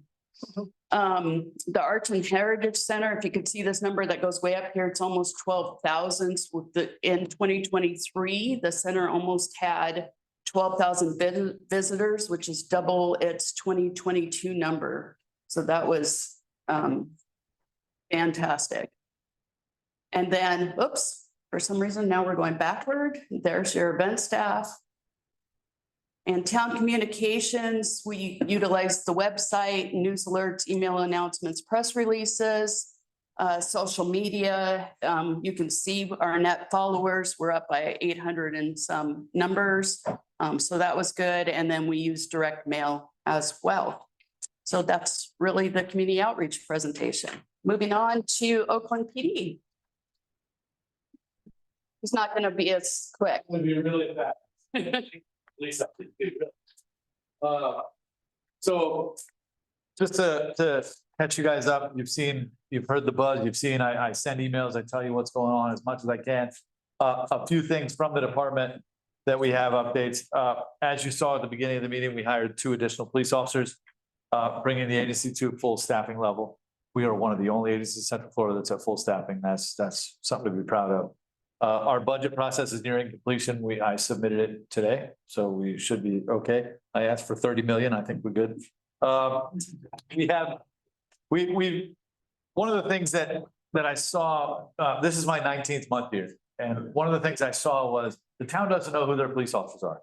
And that kind of disappointed me. So one of the things that the staff did was we put together that bottom picture in the lobby. When you walk in the lobby now, there's a huge frame of our mission statement, what we stand for. How do you know what we can do unless we tell you what we stand for, right? So our mission statement's there. And then we photographed every police officer that works here in town. So the first person to notice it and comment was the FedEx driver. He walked in there and just no, yeah. To include our canine dog. Everybody's up there. It's great. And it's very nice that the town can walk in to do any business or have any questions with the police or anything, and see who their police officers are right there on the wall, which is nice. And I want to take that also to social media as well. We continue to emphasize training our staff and reducing costs. What you guys have seen, if you're in the town, you've seen the different police cars that are coming here to the town, and that's purely a financial thing. The Explorers that we have were $62,000 each, fully outfitted with all the law equipment that we need. Through my connections with the Orlando International Airport, where I finished my career with OPD, I knew that they rented those, or they leased those Chargers, and I knew where they were going to turn them back into. So when they turned them back in, I went out there and met with the people from the company, and we purchased those Chargers for $17,000 fully outfitted. Huge difference. So we have 3 more on the way this week. I just got a call today. They should be ready this week. A couple of community events that we are doing. One of the things that I really like the police department to get involved in is to host our own community events as well, and also be a part of the community events that the town is doing. But our second 5K with the 5-0 is scheduled for this year. It's October 12th. The advertisements are getting put out. Lieutenant Castro is really working hard on getting this thing to be even more successful than it was last year. It will begin at 8 a.m. for those of you that run it instead of 6 p.m. like last year. So it won't be hot like that, which is going to be great. We're continuing to plan the second pickleball tournament. We had to reschedule it because of scheduling conflicts, and truth be told, it was Mother's Day weekend. It was not a weekend to hold it. The participation just wasn't there. I tried to chat with the chief when I first got here, allowing people to come meet at like Prairie House. We did the first one. Just to kind of get to know your staff, your police department staff, ask questions. If you have concerns, ask questions. If you don't understand something, ask questions. The worst thing to do is to get on social media and read the information for people who don't understand what they're talking about. If you want to know, come to the horse's mouth, right? So I encourage people to do that. I noticed that chat with the chief wasn't working because I was doing it at 10 a.m. And where are people that have questions? They're at work answering their own questions. So we're going to start a new thing. And we're gonna call it a walk and talk with the police, with the chief. And what I'm gonna do is I'm gonna schedule it from 6:30 to 8 p.m. I'm gonna do it once a month. And I'm gonna designate a specific street in the town every month. We're gonna send out mailers with hopefully the water bills. We're gonna put it on our social media. We're gonna announce it in the commission meeting, all this. So the town will be well informed as to when the walk and talk is. And I'm gonna get out there for an hour and a half. And if it takes longer, if you want me out there for 3 hours, I'll do that. Whatever it is, but I'm gonna pick a street and just simply walk. And if people have questions, come out and talk. If you just want to talk and say hi and talk sports, let's do that too. But I want people to understand that the police are very, very open to answering as many questions as we can. We're gonna participate in the final leg of the Law Enforcement Torch Run, which benefits Special Olympics. That's a really, really cool event. It ends with a 5.5 mile run. Can't promise I'm gonna run the whole thing. He will. And we're putting together some training at the Lakeside Church, which is gonna have 80 people from the church. And what it's going to be, it's going to be concerning threats to religious entities that we're seeing around the country. We're going to talk about safety and security plan within the Lakeside Church for all the people that go there. We're going to hold that, I think it's June 21st. And a couple of the projects that we have going on, we fall under Winter Garden for dispatch. Winter Garden runs our dispatch. We're getting a new CAD and RMS system, meaning a new dispatch center program and a new reporting software. We don't have a choice. They choose it, we have to go with it because us, Acadia Windermere and Winter Garden all fall under the same umbrella. We went with a company out of Shreveport, Louisiana. They've never had a Florida account, so the development process of this has been tedious to say the least and troublesome to say the most. The owner flew down here and met with all the agencies last week, and we're rolling towards progress of getting that, but we can't do it if it's gonna put officers in. It's a can't do it. And we're getting there. We are currently in the development phase is ending and we're starting the training phase, getting ready to roll that program out. You won't be able to see the difference as a citizen here, but it's gonna help with efficiency of the service that you receive. So hopefully a go live date will be soon. The original go live date was April of 2023, so we're a little late. Some of the officers have taken the opportunity to, Deputy Chief called training from within, and they've developed a training program to train the other officers around there. We're doing some law enforcement vehicle operations, drivers training programs that we're putting every officer through. It's really gonna help. There was a terrible stat that I read today. Officer fatalities related to vehicle crashes is up 184% this year. It tells me that officers aren't properly trained. So I'm really happy that an officer has taken his own initiative to develop a good training plan that's been approved. We're gonna start training the officers.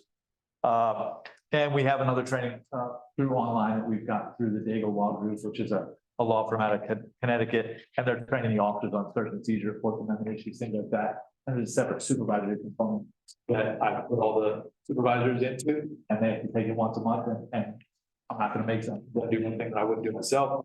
Myself, the deputy chief, who's gonna do the same program. So our goal is to get highly trained police officers for you and deliver efficient services, and I think we're on the way.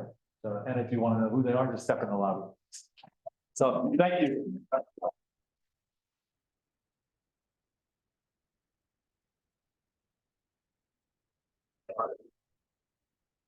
Hello, everyone. I'm Melody Oliver, and I'm HR for the town of Oakland.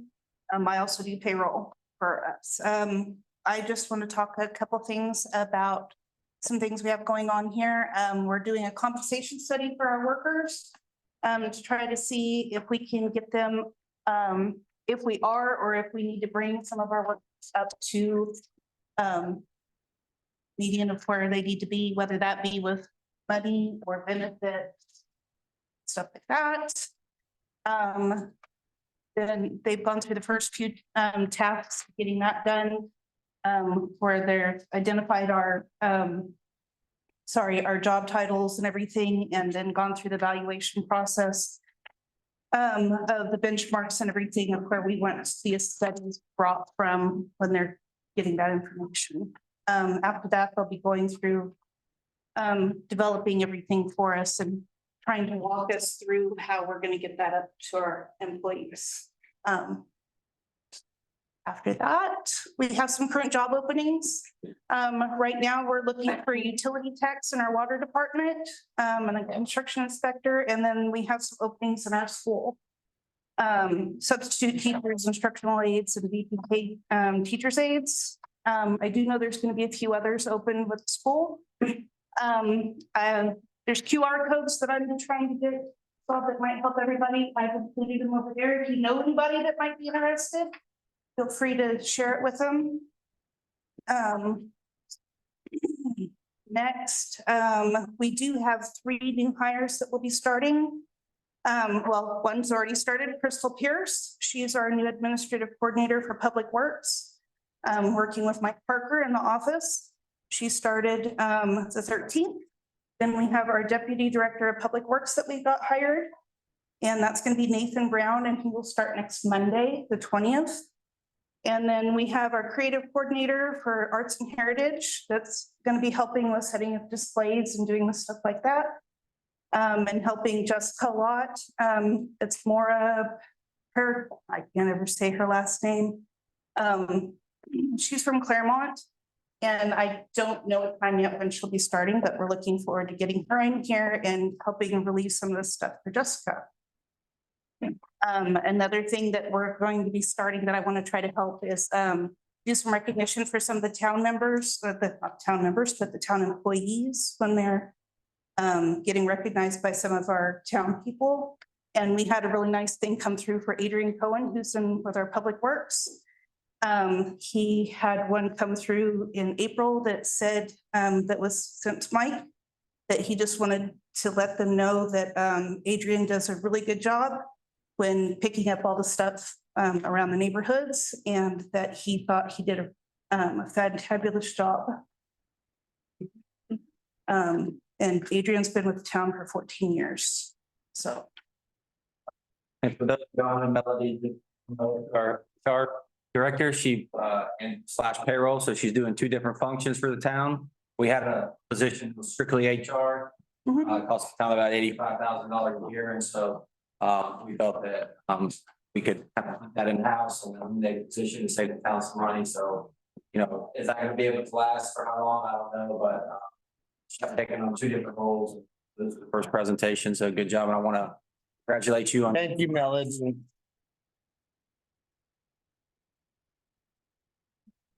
And next we have, for those who do not know, Renee Mullen has retired from the town. So Gabby Leon is our new finance director. And she's been with, I'll let you tell how long you've been with the town for. And she's worked right underneath Renee for the past year to kind of work towards transitioning into the position. Hi, my name is Gabby. I've been with the town for 3 years. I'm a supervisor, and I've been finance manager for last year. Recently promoted to the finance director when Renee retired in early May. So I have been with the town for a while. I've been in the finance department, and I am trying to make the town a little bit more transparent for you guys. So we have recently implemented a new contract with ClearGov, which is a new budget software that should help us be a little bit more transparent with the town residents and allow the budget process to be a little bit better streamlined. And ClearGov helps local governments improve the collection, creation, and communications with their budget with their residents. Our current process right now is kind of spreadsheets smashed together, and we just kind of put it all together and present it to you guys. Kind of make it a little nicer and more interactive.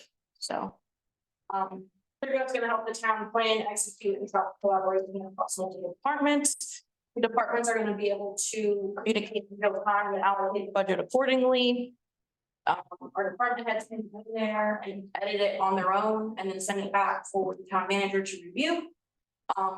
And they'll be able to download each budget as a PDF and then send it right back as a PDF or directly on the website. ClearGov requested up to 4 years of historical data. So when it goes live, you're going to be able to see at least 4 years of financials for the town. So you'll be able to see the last 4 years of expenditures, revenue, impact fees, capital. It will also automatically configure percentages and create graphs along with detailed pages for the digital budget book. So a lot of it will be created by ClearGov, so it'll be a lot clearer and nicer. Currently, we have access to it and we have started working on the module. They're still implementing all of the data, but I think probably by mid-June, we'll be able to actually execute it, and you should have it for the first part of the process. By the final budget, it'll be posted on the website, and you'll be able to interact, and you'll be able to click on graphs. You'll be able to actually see everything. So the capital budgeting, currently our town manager oversees that, but our department heads will be able to collaborate with him and put in there exactly what they want, how much they are looking, what their time frame is for their projects. And then we can all collaborate together and get that implemented. Personnel budgeting, this will help us track with HR, all of our salaries, benefits, raises. We are able to put in data for like the last 4 years, like I mentioned, and we'll be able to see how much everything is costing us.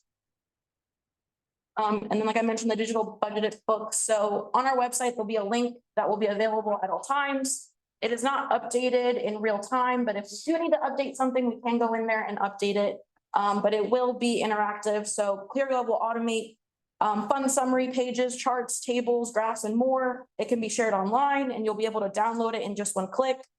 It'll also be easy to view and you will be able to customize the department dashboards, project pages, and pre-populated graphics. So now that it's kind of open for us to play around in it, all of our department heads will go in there and start giving little summaries, kind of like how you had here. It'll go into the budget book. So each year you'll get an update, seeing what every department's done, rather than having this very long meeting. It'll be in the budget. And we'll be able to submit the budget and maybe get an award.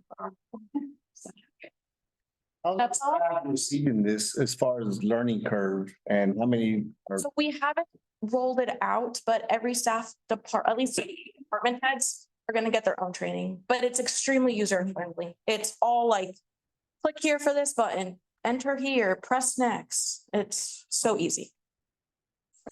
Any other questions? Thank you. Okay.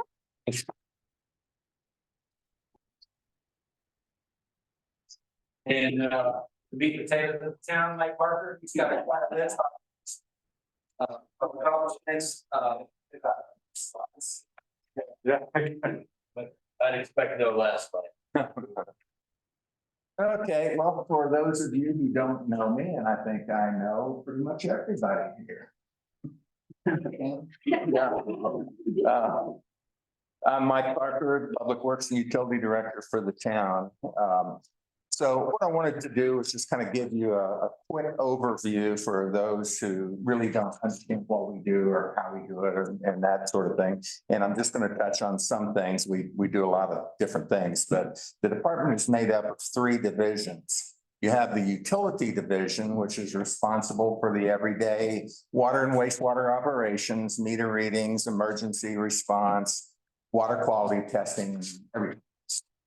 You have the traditional public works activities, which are basically they're responsible for facility maintenance, stormwater operations, road maintenance, which we've been pretty busy lately, arbor care, solid waste, parks and ground maintenance, and everything else. And then you have the administration, and which is myself and a couple of others.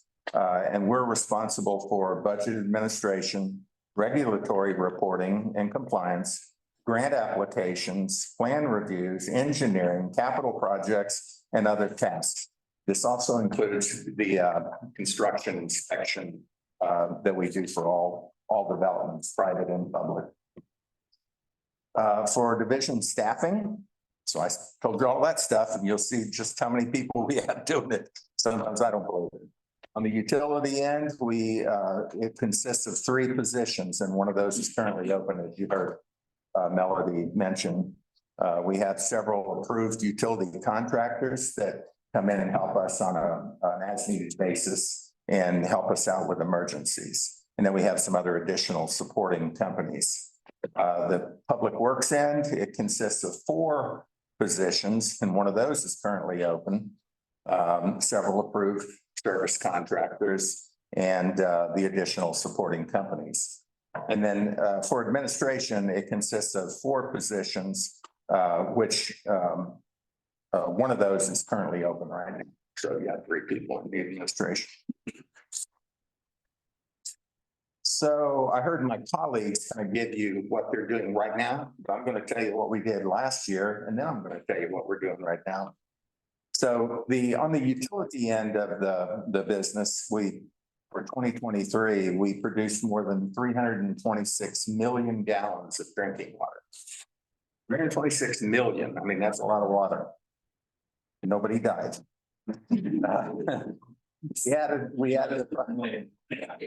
We added approximately 4 miles of water and sewer infrastructure. 4 miles we added to what we already have. We added 2 additional sewer lift stations, which bring us to a total of 8.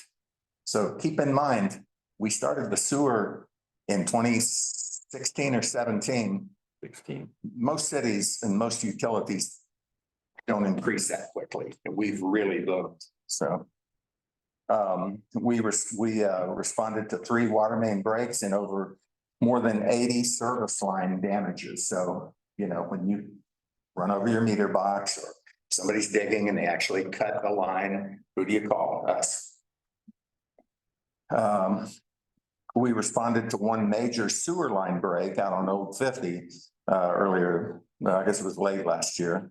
And we've responded to more than 70 damaged sewer cleanouts. So that little cleanout cap, if you're on city sewer or town sewer, that little cleanout cap in your front yard, don't break it. That lets in rainwater, and then that's just treated sewer it's unnecessary. In 2023, we responded to numerous power outages with our emergency generators. Just think about that during the hurricanes, during the summer storms, you know, we're out there. In 2023, we performed more than 450 tests for water quality assurance. 450, that's a lot, and it was more than that. We initiated a GIS platform for all town-owned water and sewer infrastructure. That's something I've been trying to do for 12 years. We finally got it started last year. We installed 3 new fire hydrants in underserved areas. And we completed 223, and that's an actual number. I checked that out. We completed 223 customer-driven utility complaints. So those 3 guys, one of them's vacant right now, one position's vacant. They've been pretty busy. On the public works side of things, we cleaned approximately 4,000 feet of stormwater pipelines. We performed approximately 198 inspections and maintenance of stormwater facilities, and that includes new construction. We graded all 4.5 miles of unpaved roads after almost every rain event. Think about that. That's a lot of roads, and that's a lot of rain events. We paved approximately 1 mile of previously unpaved town streets in high traffic areas, such as the charter school loop and some of those.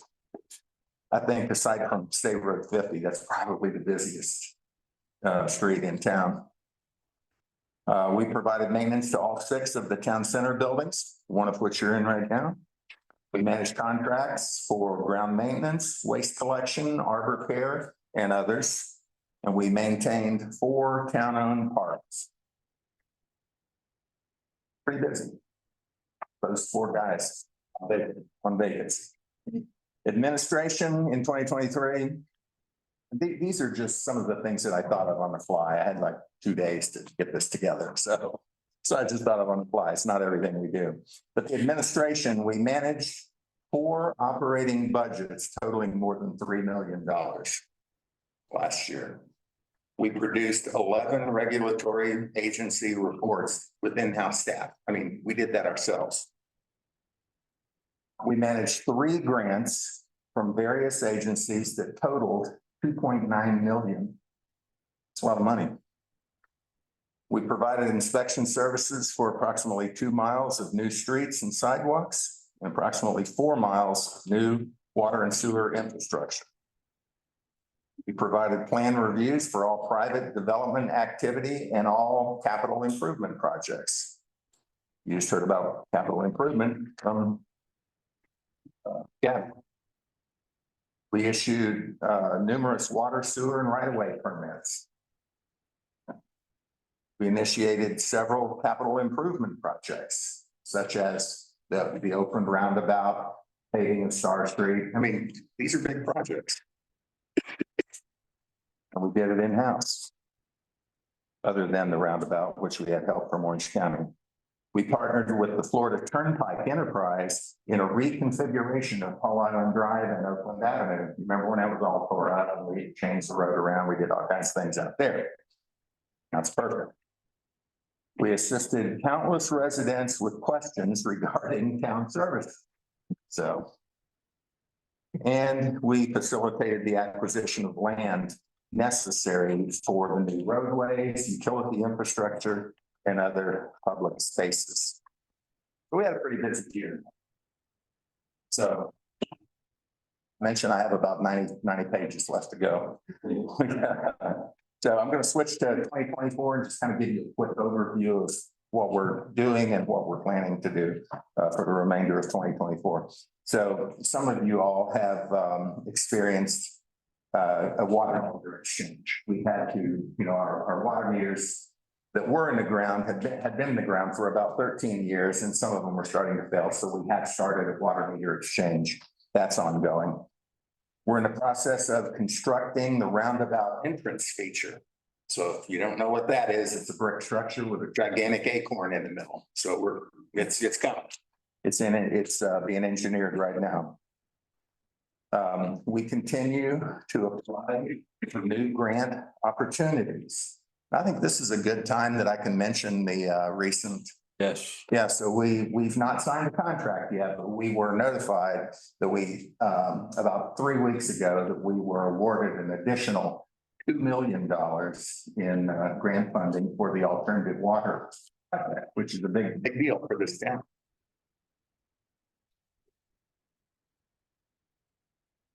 Speaking of alternative water, we're continuing to move forward with the design of that water plant on Lake Apopka. Now, don't worry, you're not going to be drinking Lake Apopka water.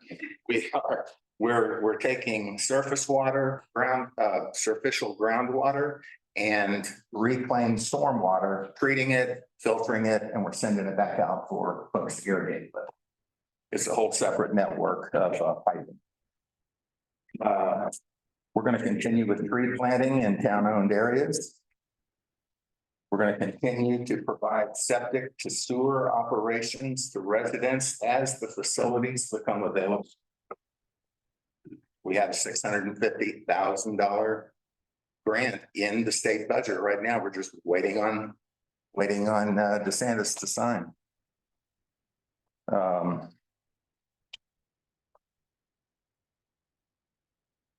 Continuing the necessary modernization. Should have numbered them.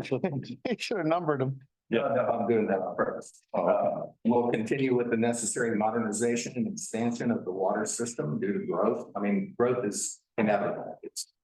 It's here and it's remain here. But we do have to modernize and expand the water plants.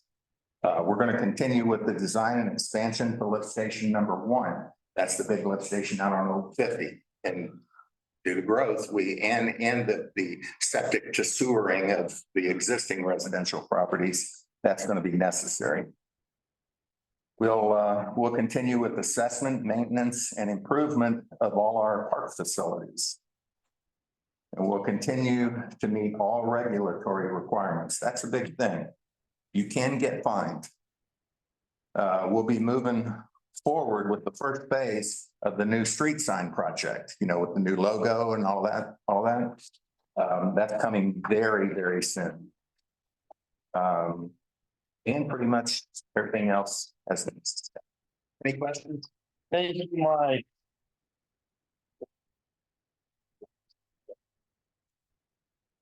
So that completes our department head presentation. As you can see, we need some more work. That is, you know, our department heads, our department of people, our town. I see. Move forward every day and they put in a ton of work for the size of the staff that we have. It's impressive the amount of work that we accomplish on a daily basis and I'm just glad to be able to share that with the town commission and the residents here this evening. So sorry that took a little longer than expected.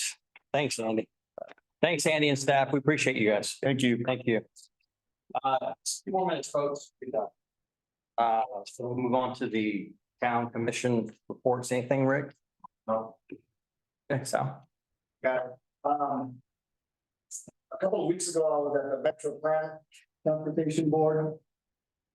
And I've been talking to a lot of the people here in Oakland about the bus access to our town, which stopped coming in 2008. I don't know, a lot of the town has been aware, but a lot of people on the west side have been asking me about the bus. The Lynx bus stopped coming in 2008. It only goes to Park Avenue in Winter Garden. And they stopped it because of the it did not have enough density to support the route. So now that we're grown, in 2008, we had 1,900 residents, more or less. And now in 2023, we counted 5,400 residents. So I've been talking to Patricia from the Links to figure out how we can bring that bus back over here eventually. This Fourth Street project is a good example at a bus stop that is at that hardscape landscape we were talking about. That's where it used to come to Fourth Street and Tub and go back. So they've been using right now Links 27, which is more like a neighborhood links that you call and they bring you. But now there's so many residents, there's gonna be more now. The whole construction, you know, all the units and all the people, a lot of workers, we're gonna have to have transportation. So we've been exploring that and we're gonna be having meetings with Patricia to try to, with Andy, in the next few months to try to start to eventually bring it over here. The other thing is talking to FDOT, Amy Beckman for safety crossing and Alice Giuliani for beautifying and landscaping the media. I don't know if you guys are aware, in Winter Garden, we have the media on Colonial.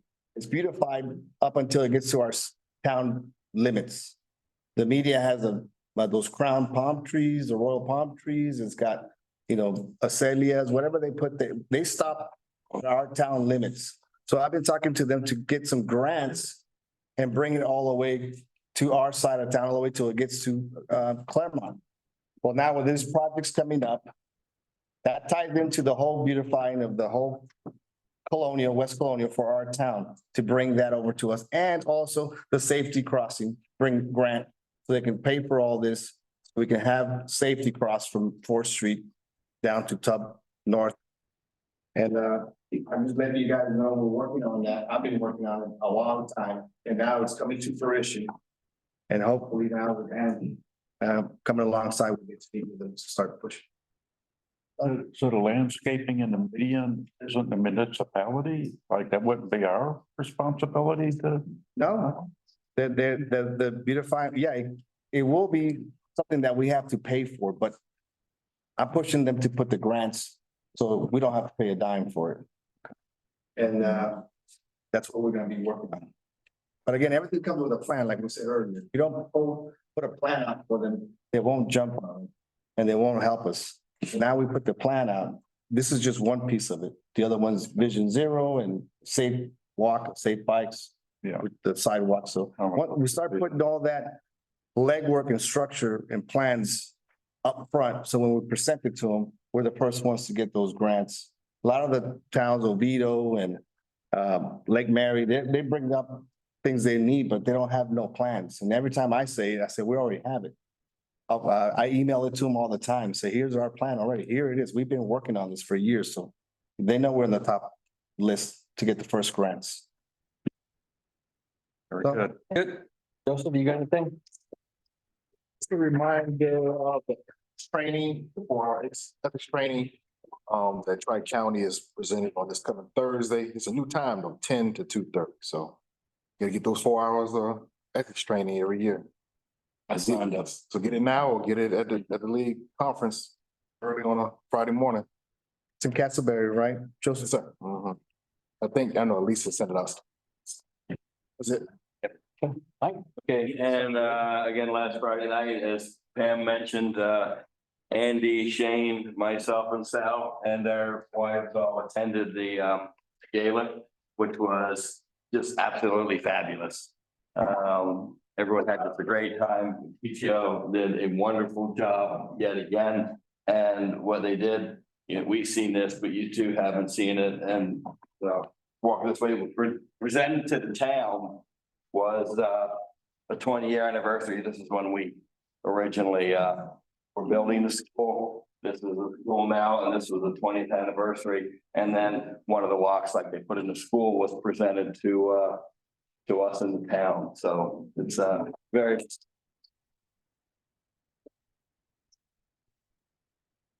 What I thought we would do is at first we talked about putting it in the town hall building, but we figured that this would do much better in the art center. So if you guys are all in agreement with that, then that might be the best place for this to go. So many things. So move. Yeah. Second. So moved. Okay, so yeah, that's all I have. Thank you. Just a few things for me. Several weeks ago, I talked to the town manager, Andy, and he may or may not have gotten with you guys yet on this, but I asked him to explore the options for a CRA, which is a community redevelopment agency. And what that is, it's you identify certain areas of the town that you want to enhance per se. And with the county's cooperation, if everything goes okay, they will contribute a portion of their tax revenue that you pay them now back to the town for a time period. You see CRAs right now, they're in Winter Garden. You see them in Ocoee, for example. When downtown Winter Garden started out and for all the beautification in the buildings, they applied for a CRA. And they were able to get extra funds come in. You use those funds that you get, the tax dollars that come in, and you use those to help that area that you've identified to enhance, and that allows us to upgrade utilities. That allows us to pave roads, brick roads, whatever you want to do for that area landscape. So Andy's researching that. If he hasn't, like I said, he'll get with you on that. By doing stuff like that, it kind of helps spark a lot of this growth and a little bit of commercial that we're looking for down through there. And this has been going around, and I saw the guy this morning, little coyote that's been running around, everybody's seen. I saw him this morning about 6:45 at the Presbyterian Church, kind of hanging out, walking on the street. So I asked Andy just to start looking into options on how do we control some of this coyote growth going on. You can't really do anything on private property, but see what we can do. Okay. In 1 minute. Killed it, 1 minute. Right, so My God. Please don't shoot. So we'll just, so what I've done is I've asked Andy to kind of look at options on what we can do to look at that. And then last, May 1st, we had I had my first meet the mayor meeting here in the room, and it was pretty well attended. So we're going to try to continue that monthly, first Wednesday of the month. And I encourage you guys to come in. We had great, the staff, you guys didn't have to hang around, but they did. They answered a lot of questions from residents. It was very informal. Anything goes, everything from stop signs, why the chief put stop signs, to why Mike Parker put rumble strips at the stop signs, was talked about. We heard things from residents that they want more events in town, such as like the block parties and the car strolls, obviously, and stuff like that. So we'll do the next one on June 5th, and that's at 6:30. And we'll try to keep it brief. That one kind of ran a little bit. But that's all. That's all I got. Anybody else? Joseph? Right, of all hearts. It's almost 10 o'clock now. Thank you, guys. Later. That's right here.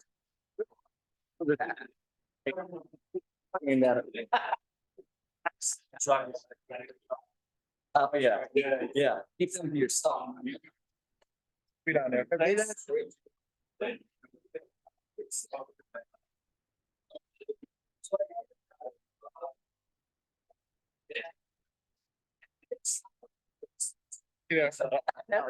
don't have. Thank you.